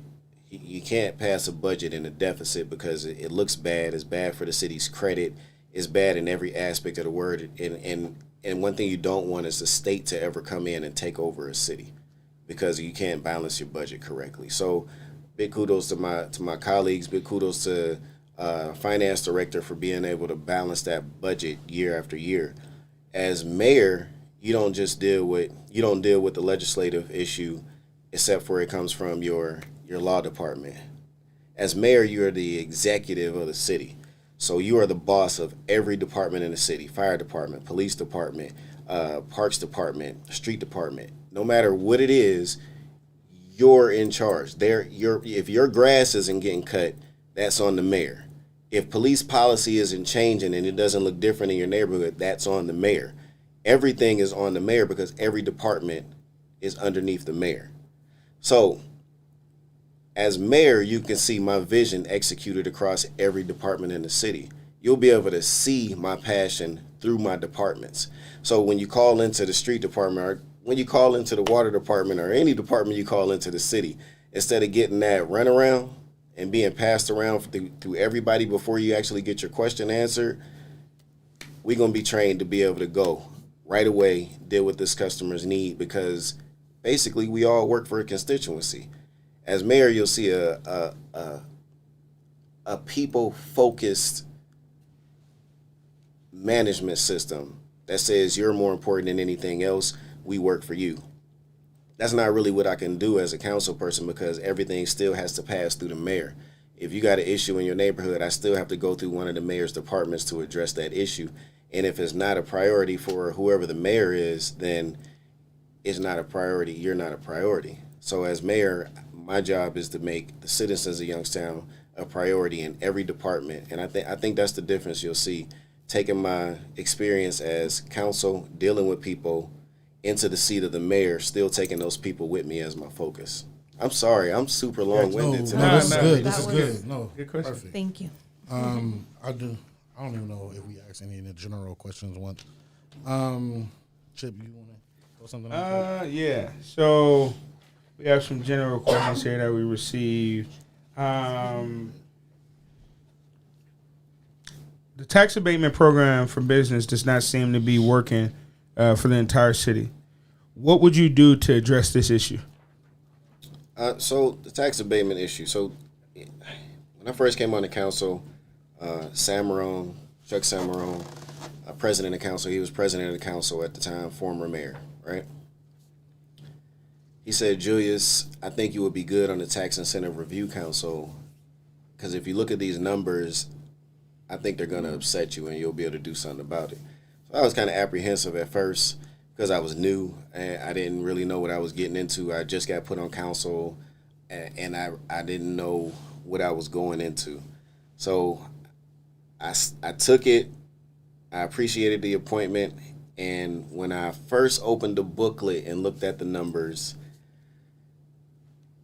now the Tax Incentive Review Council, let me clarify, basically is the organization or the committee within the city that's made up of the school board is on it, the finance director is on it, economic development is on it, and you have some representatives from the city, basically citizens on it as well. What we do is we decide whether or not a business gets to keep its tax abatement based on their performance as it pertains to the agreement in order to get the tax abatement. So one of the things is you have to hire people from within the city to be able to keep your tax abatement. And in the past, the tax abatement always was at 100%, depending on if the school board passed it that way, or 75% at the least. So what I seen when I first got on it was company after company were hiring people, and they were hiring thousands of people and hundreds of people, but they weren't hiring anybody from the city of Youngstown. They weren't hiring any minorities. They weren't hiring any women. And if they did, they would only keep them for a certain period, and then at the end result, you would see jobs retained that say 0, 0, 0, 0. So they were hiring plenty of people from outside the city limits, but no people from inside the city limits. And this is one of the things that I feel like has directly led to the city being so impoverished, because this has been happening for decades, literally. I have people coming in my shop and they tell me, Julius, I used to be on that committee back in the day, and it was the same thing back in the day. They weren't hiring anybody. So these companies were still allowed to be able to keep their tax abatements, though. Nobody ever punished them. So the city just went more and more into poverty because they still weren't hiring people from the city of Youngstown. They were hiring people from everywhere else. And that is my strong belief. That's why we're in such an impoverished state. Imagine 30 years ago, 20 years ago, 10 years ago, these people would have had those jobs and still be living in the city of Youngstown. We would not be in the state that we're in right now. So yeah, I do blame everybody that was on that committee before me. I do, because you could have did something about it, whether you were the mayor, whether you're on council, whether you're on the Tax Incentive Review Board. You could have did something about it decades ago, and nobody did. But when I got on there, I pushed for change. I pushed to be able to take companies' tax abatements if they weren't performing, which we did. We took 2 companies' tax abatements so far, and if you're not in compliance, I plan on taking more.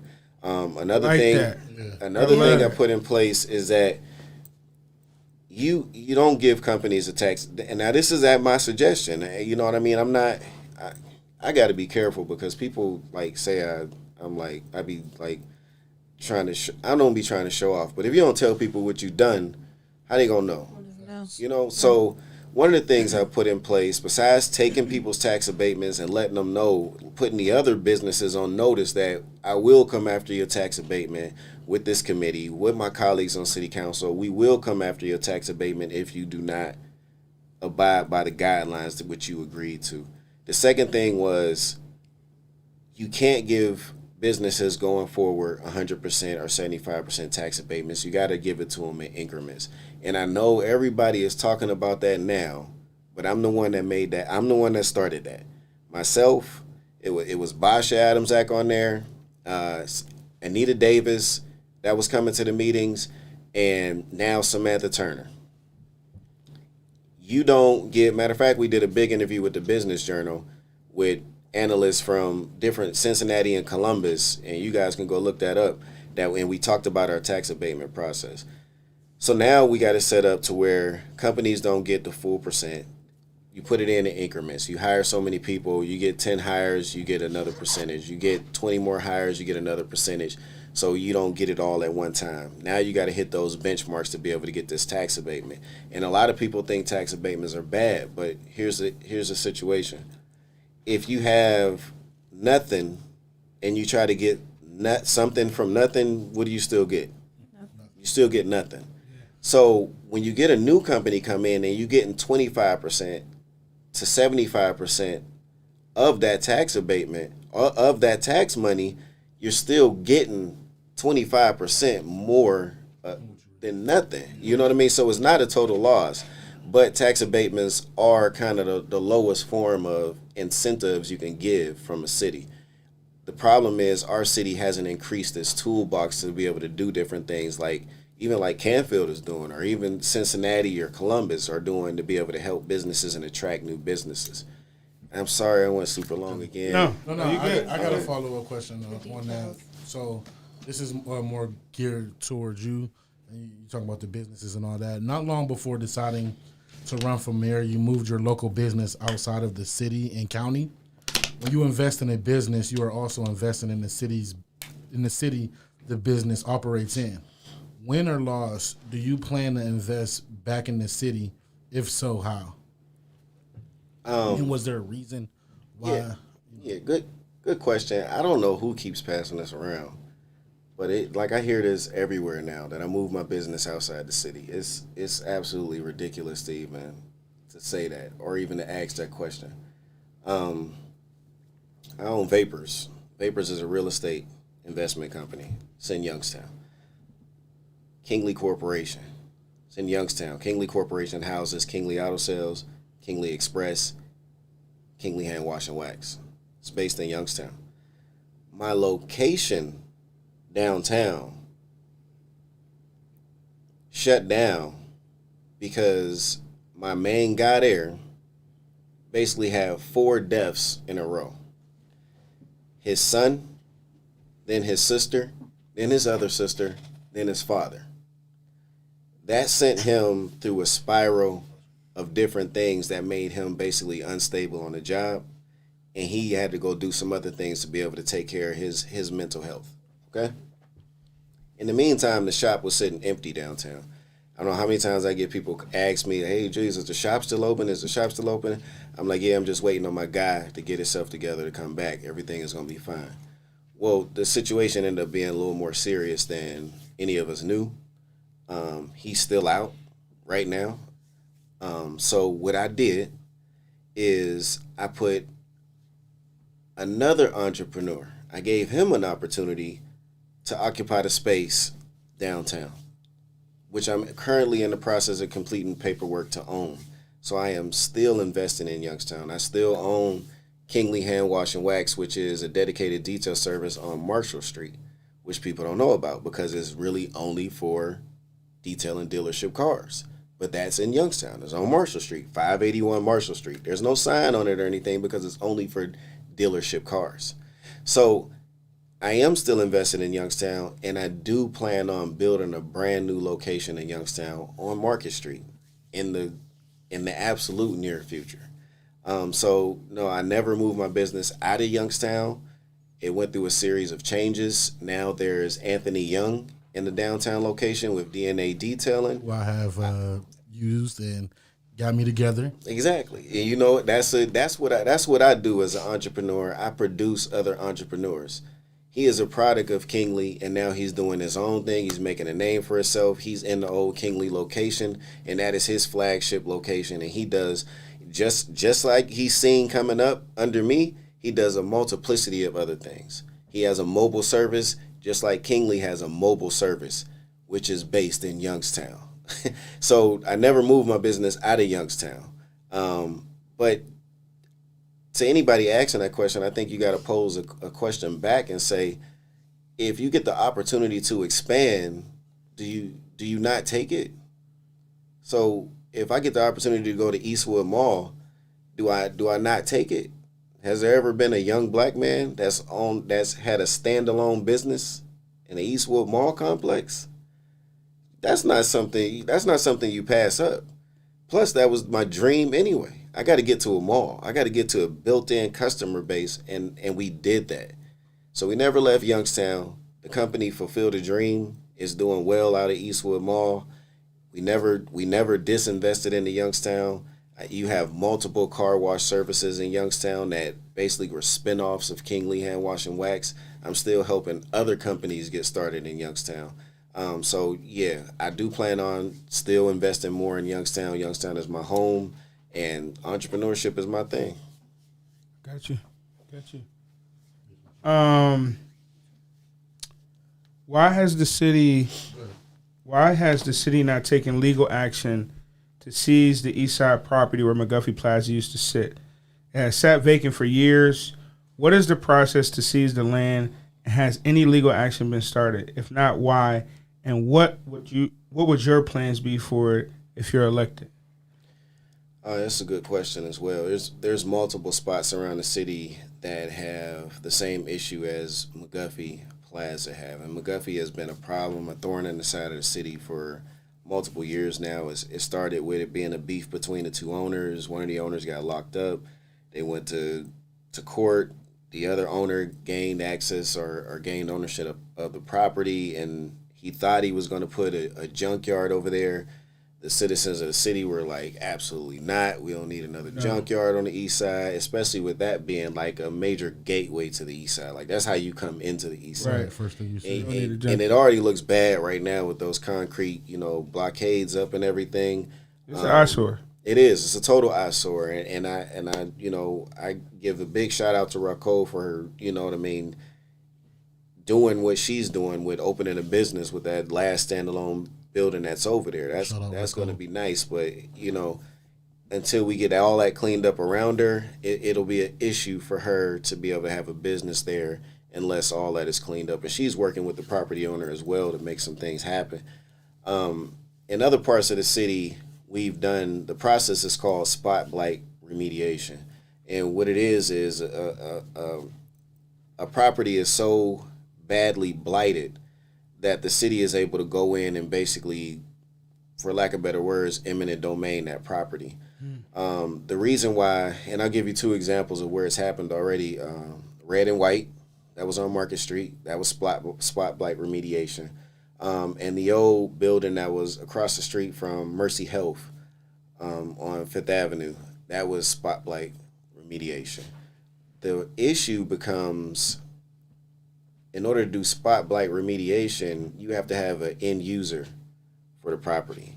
So the money that the city is going to spend, because oftentimes you have to, let's say, pay the property owner fair market value for the property that you're spot blighting. Okay, if you don't have an end user to repay the city that money, then it's kind of like you can't deal with it, because then the city will just lose thousands or hundreds of thousands of dollars in the process of trying to take a property. So for McGuffey, in order to do spot blight over there, for me personally, I would need a developer to say, well, if you take this property, I'll come in, clean it up, and put such and such and such here, and I'll pay you this amount to do it.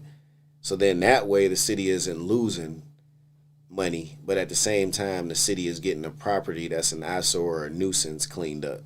So that would be my plan. Years ago, I presented a plan to this administration for an organization to come into the east side of Youngstown and do the exact same thing they did in the Jordan Downs Watts projects out in LA.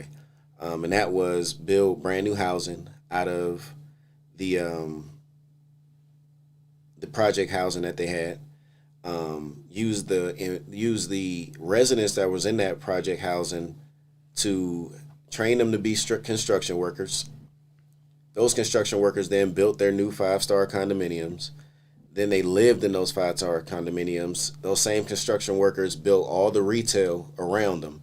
And when the construction jobs were over, they then took those retail jobs, got training on how to keep a job and how to, have a job. And at the same time, they rebuilt that community to the point where now there's zero violence, zero crime, when it was one of the highest crime areas. So that, it never panned out here. For whatever reason, the administration never called that developer back. But that would be my plan, to go back and revisit Vince and have that happen on the east side of Youngstown with McGuffey Plaza.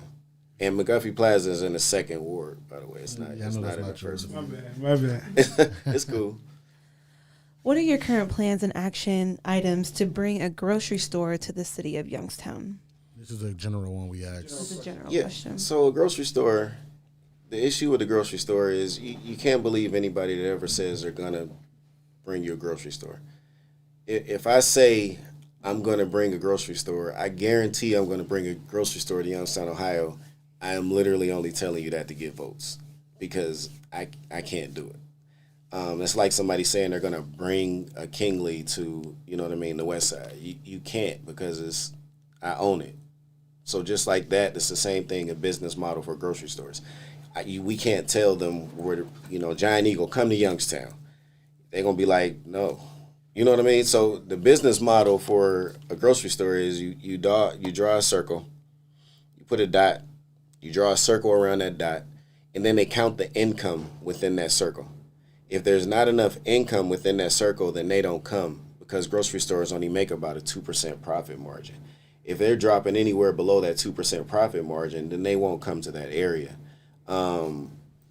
So my plan basically is to go out and petition a grocery store that specializes in areas like Youngstown, Ohio, where we have a high poverty rate, but we have a food desert. So there's got to be grocery stores across the country that specialize in this, and they basically need to be incentivized to come. I know Dave's grocery store is one of the grocery stores that specialize, but I wouldn't concentrate on the Dave's. I would concentrate on making a co-op. Years ago, we had a young man that wanted to put a grocery store on Hillman Street. Yeah. Like, everybody laughed at him. You know what I mean? Like, you can't, you don't know what you're doing. But the dude had the vision to say, I can make this a grocery store. All he would have needed was a little bit of support, a little bit of help, a little bit of guidance. We call in some grocery store experts. We call in some people that do sourcing from, local farmers markets, local beef markets. You got beef farmers on the east side of Youngstown. Yeah. You know what I mean? So those are the type of things we need to do is look into co-ops. The other day at City Council, a young lady joined our council meeting. Her name was, I think, Kimberly Johnson. She had an idea for a mobile grocery store that was basically a converted school bus that she would use as basically a mobile grocery store to go around to your neighborhood and sell you the goods that you need, fresh fruits and vegetables, right there on the spot. She was linked into our economic development department. Of course, I talked to her on city council. When I was done, Councilwoman Anita Davis asked her some questions. The main kitchen president basically said somebody from city council will be in touch with you. Councilman Oliver will be in touch with you. Anita Davis will be in touch with you. Anita Davis then asked her the question, well, you've been in touch with our economic development department, right? And she said, yeah. Have you heard back from them? No. So right there, you got a young entrepreneur who has an idea and a plan and is ready to go and is seeking city help. But our economic development department didn't call her back. So it has to make you wonder, how important is it for you to actually get a grocery store or food out in the community if the economic development department didn't call this young lady back? You know what I mean? So the other thing would be kind of like what I've done for the housing authority downtown with Immediate Plaza. We created, along with Golden Strings, Purple Cat, Jimmy Sutman, a transportation method that on certain days, our elderly population would be able to go from their apartment and be transported directly to a grocery store and then back home, instead of having to walk to the bus stop or walk over snow and things like that to be able to get to the bus stop to be able to take them to the grocery store. That's one thing I've created, and I like to expand that until we can get a grocery store. Gotcha. I'm gonna start shortening my answers, but I got so much to say. It's so Don't much shorten them down, man. information that could be put out here. No, I'm gonna ask you one that's. I'm just gonna dive into it. A lot of people feel that the ball has been dropped regarding animals. What are your plans to end animal abuse and neglect? People have been saying they have reached out to both you and our mayor about it, but nothing has happened with that. Yeah, so I think in the aspect of animal abuse, I think it's wrong to be able to say nothing has happened. If it hasn't happened at the speed or at the magnitude that a specific person wants it to happen, you can't say nothing's happened. You know, when we get calls for animal abuse, our community police officer, along with the dog warden, go out and investigate that immediately. They'll send pictures, you know, hey, councilman, this is what's going on over here. We have laws in place that protect animals, such as the tethering law. You have to be like 3 times the length of the dog to be tethered. You have to keep them in a kennel. You have to have straw. You have to have a house. But I think it comes down to really a kind of an ignorance thing. Having to learn and teaching people in our community how the law says they have to take care of their dogs, basically. Because how many of us actually had a dog living in the house? You know what I mean? Yeah, I never. Like my grandfather kept a dog outside, Not as chained a up to the kid. garage. That's As where a my kid. Right. That's where my grandfather kept the dog. My father kept the dog in the backyard, chained up to the tree. He had a house and everything. They had a house, but you know how many people have seen that growing up? You know what I mean? And they just think that's the way you deal with dogs. So I think it's going to take a mass education of our citizens to be able to deal with animals differently. Me, I got a little corgi. My corgi live in the house with us. You know what I mean? Our dogs didn't live in the house with us when I was little. Our dog, I don't even think my dog would know what to do if he was left outside. He would probably just literally go crazy, like, what's going on? Where everybody at? So our dog literally sleeps by our bed, or he has his own bed in my daughter's room.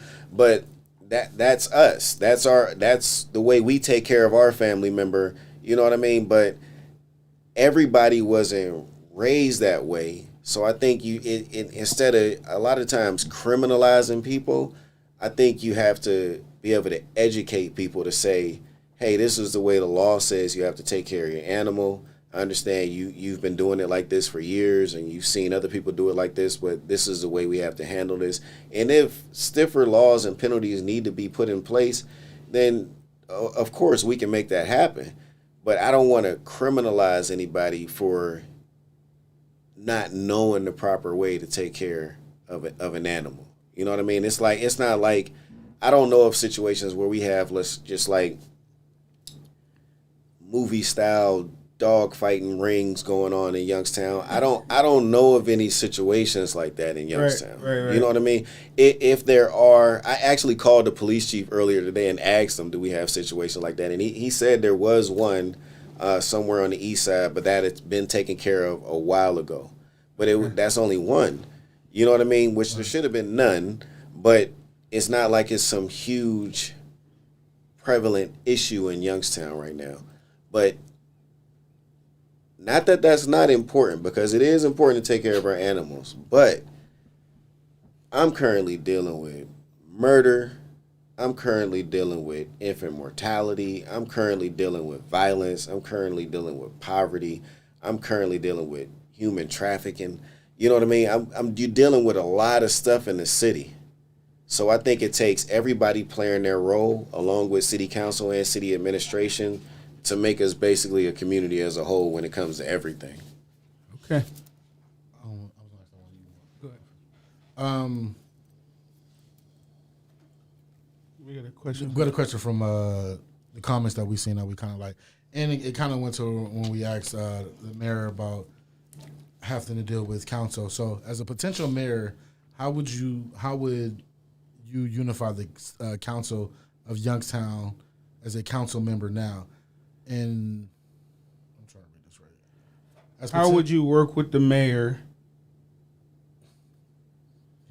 Yeah, that's what she said. Okay, she wrote it kind of crazy. So, as mayor, how would you work with city council? Basically, she's saying she thinks that the city council and the mayor is divided. Right. We need unity to get progress. How would you, as the leader, work with city council? I don't think that's true. I don't think any one of my colleagues would say that the administration or the mayor and city council is divided. It's called a check and balance system. It's checks and balances. So it's city council's job to watch the city's budget, to watch the money that's being spent because it's taxpayers' money. So if something comes before council, keep in mind everything we vote on, unless it's our own legislation that we put up, everything we vote on as city council comes from the mayor's office. It comes from the administration. So majority of the time we vote unanimously yes, right? So I don't see where the divide or the conflict will come in if the majority of the time we're unanimously voting yes on things. So let me ask this question, because I think a lot of times stuff fall out the air. People like to make things up, I guess, for the sake of confusion. What do you think local government can do better to show transparency? Because, as you know, we don't really always know what y'all vote on. I think during COVID, it's been great to see that the meetings have been on YouTube and we can like tune in. But the average citizen don't know that y'all voted to give this contractor X amount of money, or, you know, the mayor proposed this and it was, you know, so what can the local government do to be better transparent? Because if not, as the citizens, we're just left with speculation. We don't know, or we just see like, man, they took the money from the school program, but then now they funding this. So like, what can y'all do to be more transparent? Or you see half the story on the news. Right, because the news doesn't do a good job Right. of telling our stories. They never have. So what could the local government do to be more transparent so a regular, normal citizen could be informed, like, oh, man, I didn't know they voted on that. Cool. Well, at this point, during COVID, I think that city council is doing pretty much everything it can to be transparent, because previous to COVID, it was illegal for us to meet via video or Skype or Zoom or anything like that. We had to be in person. So I think what we do once this pandemic is lightened or lifted or you know, peels back, is we keep all of our meetings online. We keep live streaming all of our meetings. But at the same time, I think what we can do is utilize the city's public access channel so that they're always on TV. You know what I mean? So you can always tune into the public access channel and be able to see what's going on. Our legislation, what we vote on, our packets are public record. You can see them. You know what I mean? You can go request them. Most of the time we present them to our block watch groups. So our block watch groups already know what's going on. What this city council did is we made it possible for you to be able to see the legislation we're voting on and then be able to come and speak on it before we vote. Previously, it wasn't like that. It was like you had to schedule a time before council like 2 weeks ahead of time. So by the time you get to council, the legislation either is already passed or it hasn't come out yet. So you don't even know what to talk about when you come. So now this city council made it so you can get the packet, see what it is, and then come speak. Oh, like, okay, so y'all awarding $600,000 to this contractor for this. Okay, well, now you could come and talk and be like, well, I don't think this contractor should get that because, you know, this, and this happened before. That's one thing we've done to be able to be transparent. Another thing we can do is I had Seat Pleasant, Maryland come in. Well, their mayor sent their Smart Cities team in to speak to our economic development and our city administration. And what they did is they have a Smart Cities app. So you can literally see everything about the city's budget, where the money is being spent.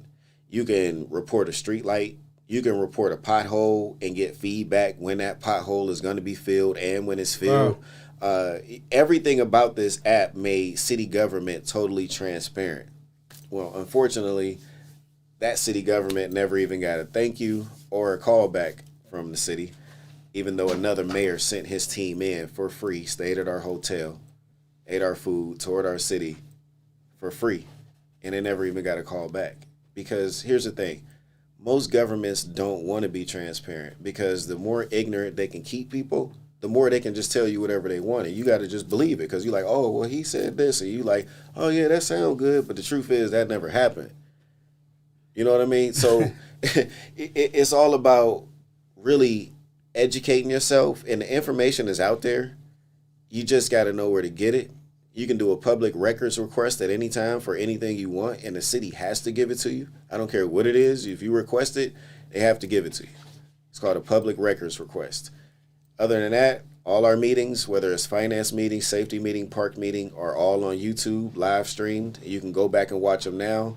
If you still got questions and want to speak before council for something that's happened in the past, you still can. But to go back to that other question, city council and administration is not divided. City council was always trying to make sure what's best for the city happens. You know what I mean? And everything we vote on, no matter what it is, unless it's our own legislation, like I said, comes from the office of the mayor or his administration. People, we're not voting on our own stuff. We're voting on what's put in front of us, yes or no. Okay. Thank you for that. I'm gonna wrap up pretty soon here. You do give the longest I'm sorry. answers. No, I'm not mad at that. I'm just trying to get the information out A there. lot of people say they like it. Some don't, but Really, you can't this make is everybody happy. this is the most relaxed I've been able to feel. And that's what we were that's the shooting vibe we for. wanted That's to- what we wanted yeah. about. I don't really feel rushed. Right. You know what I mean? So I'm trying to get as much as I can out. And that's what we were aiming for. That's what we were aiming for, So man. thank you for saying that. Thank you. We only probably got about like 2 more questions, Yeah. and then we'll give you some time to speak at the end. 'Cause it's almost 9:00 here, and my laptop's about to die. My Apple Watch telling me to stand up. Within the next 2 years, the city will receive approximately $88 million in COVID funds from the federal government. In light of this, what do you think the emphasis of government should be regarding the use of those funds? They tempt the first boom. Yeah. So if you read that bill, that legislation that comes down that's surrounding that money, there's a lot of different things you can do, including in some cases reimburse your general fund. Like money that we would spend out of our general fund would be able to, you know what I mean, basically be recovered by some of these dollars that are coming in, some of that 88 million. So there's a plethora of things you can do with this money, but everything isn't really clear what you can do with this money. But I think having a plan ahead of time is important.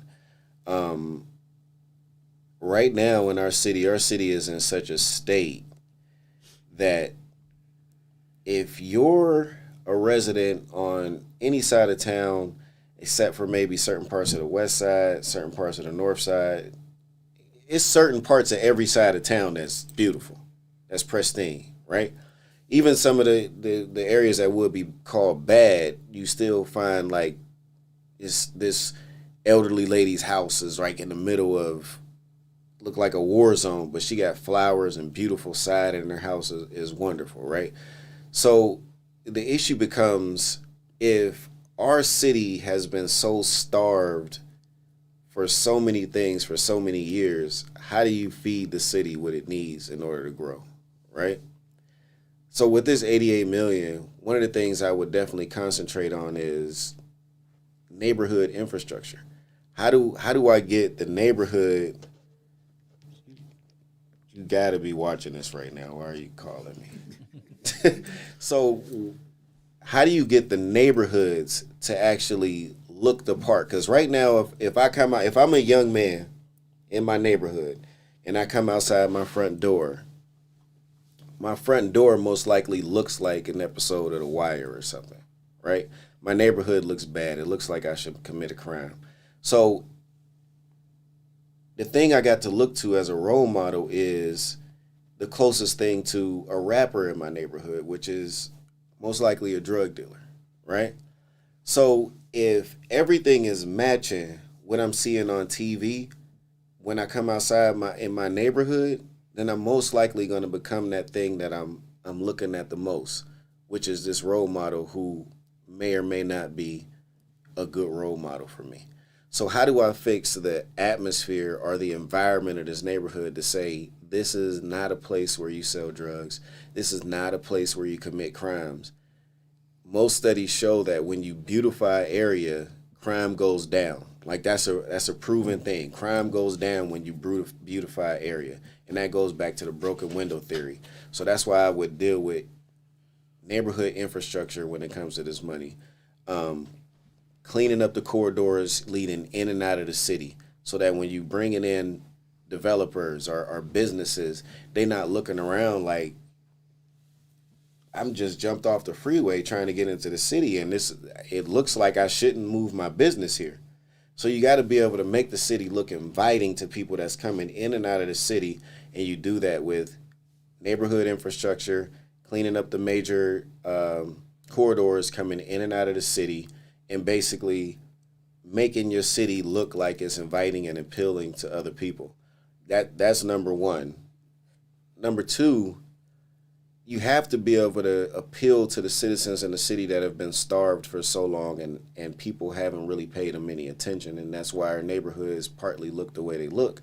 So I don't know if you guys have seen them, coyotes, foxes, deer. Basha today hit a giant turkey and basically killed her Acura. Like, if you see the pictures, you like wouldn't believe. You think she got hit by another truck, but it was a giant turkey, killed her truck. So how do we stop our city from going back to nature, which is basically what it's doing from so many empty lots, from so many houses being torn down? We have to work on this housing strategy to rebuild our neighborhoods, and rebuild adequate housing, which will in turn keep people in the city. But the problem is a lot of people can't afford it, or a lot of people, when they do get appraised to remodel or build a home, there's a gap that they can't meet. They might need an extra $10,000. So you use some of this money basically to do gap funding. Okay, you want to build a house, you want to remodel your house so it looks better, so it's modern, so you bring up the whole neighborhood. The city's going to offer you gap funding. So if the bank will loan you $60,000, but you need 70 to complete the project, we're going to put a bond in place that gives you that extra 70 or give you that extra $10,000 to be able to remodel, and therefore you restore neighborhoods and you're making things look better. Lastly, I think one of the biggest things that need to happen is you need to get everybody into a room at the Covelli Center, preferably all the nonprofits, all stakeholders, all organizations, our citizens, as many citizens that will come, and you vote on where you want to see this money spent. Because ultimately, the money is supposed to benefit the city and the citizens, right? So where do you want to see the money spent? I want to know where the citizens of Youngstown want to see this money spent. What do you think we should put it into? How do you think we should spend this money? So you put everybody in the room and you literally put topics up, you put categories up. Should we do this? Should we do this? Should we do this? And finally, I think you got to work directly with the school system to be able to do whatever it is that they need to be able to bring our school system up. Because if we don't get our school system right, how many families are moving here? How many families are staying here? How many businesses are moving their corporations here with their employees, and they can't send their kids to school here?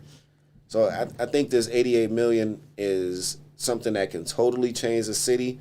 But if you don't have an adequate plan for it, and if you haven't talked to your actual citizens, not just the stakeholders, not just the corporations, but your actual citizens about what needs to happen with this money, then I think we're going to end up losing this money to the same contractors we deal with decade after decade.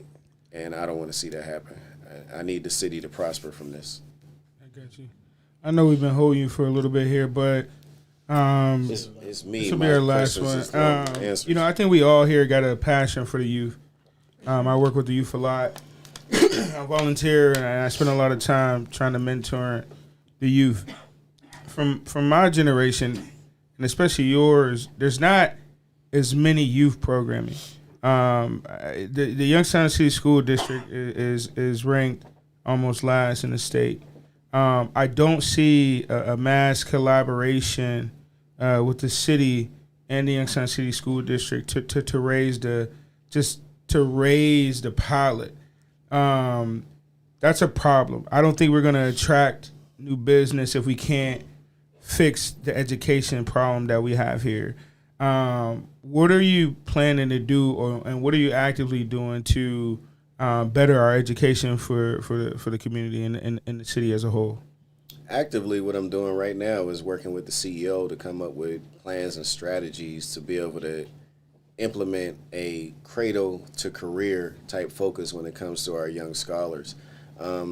as many of you know, I worked with the last CEO, and I think morale is very important in our school system. Our kids got to be able to feel good and feel proud of themselves and feel like they're going to school for a reason. And right now, I don't think there's a focus with our school system to be able to push our kids towards a certain area. It's not like other schools where they have a STEM focus, you know what I mean? So they know they're going to go into certain areas of technology or engineering and things of that nature.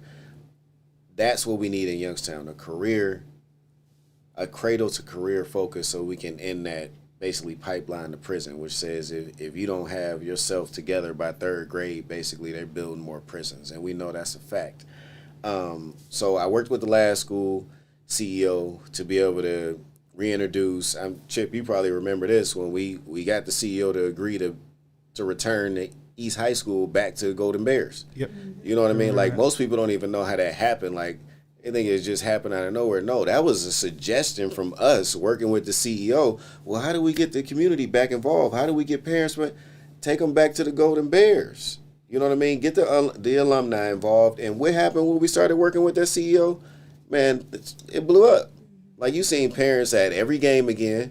You know what I mean? You seen the community excited about the sports program again. And then, boom, next thing happens again at Cheney. So then Cheney blows up. You know what I mean? So I think it takes enthusiasm and leadership that's able to inspire and encourage people to be able to do the same, to be able to empower our community to say, hey, we need you to get behind your kids so your kids can feel important and special to be able to get this work done. Because if they feel like they on their own, you're going to be sitting in school with your head down like, I don't even want to do this. Like, when I go home, ain't nobody going to pat me on my back and say I'm proud of you. You know what I mean? So it's up to us, especially as a mayor, to be able to say, okay, I'm the leader of the city. I also, even though it's not within my power to really affect, which it is within the mayor's power right now to affect the school system, but our mayor signed a memorandum of understanding saying he wouldn't replace the school board until like 2023.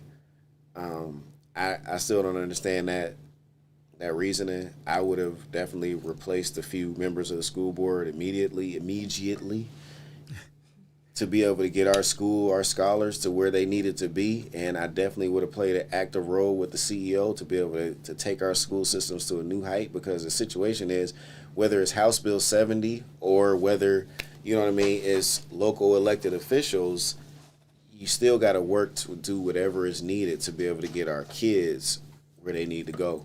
And as mayor, I would work hand in hand with the CEO to be able to get our kids where they need to go. Dang.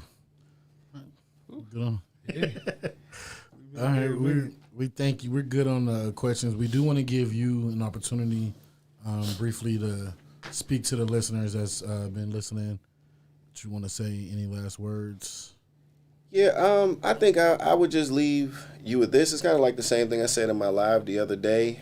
I have it's easier for me to just look at Lisette, so I'm sorry. She's way prettier than both of us.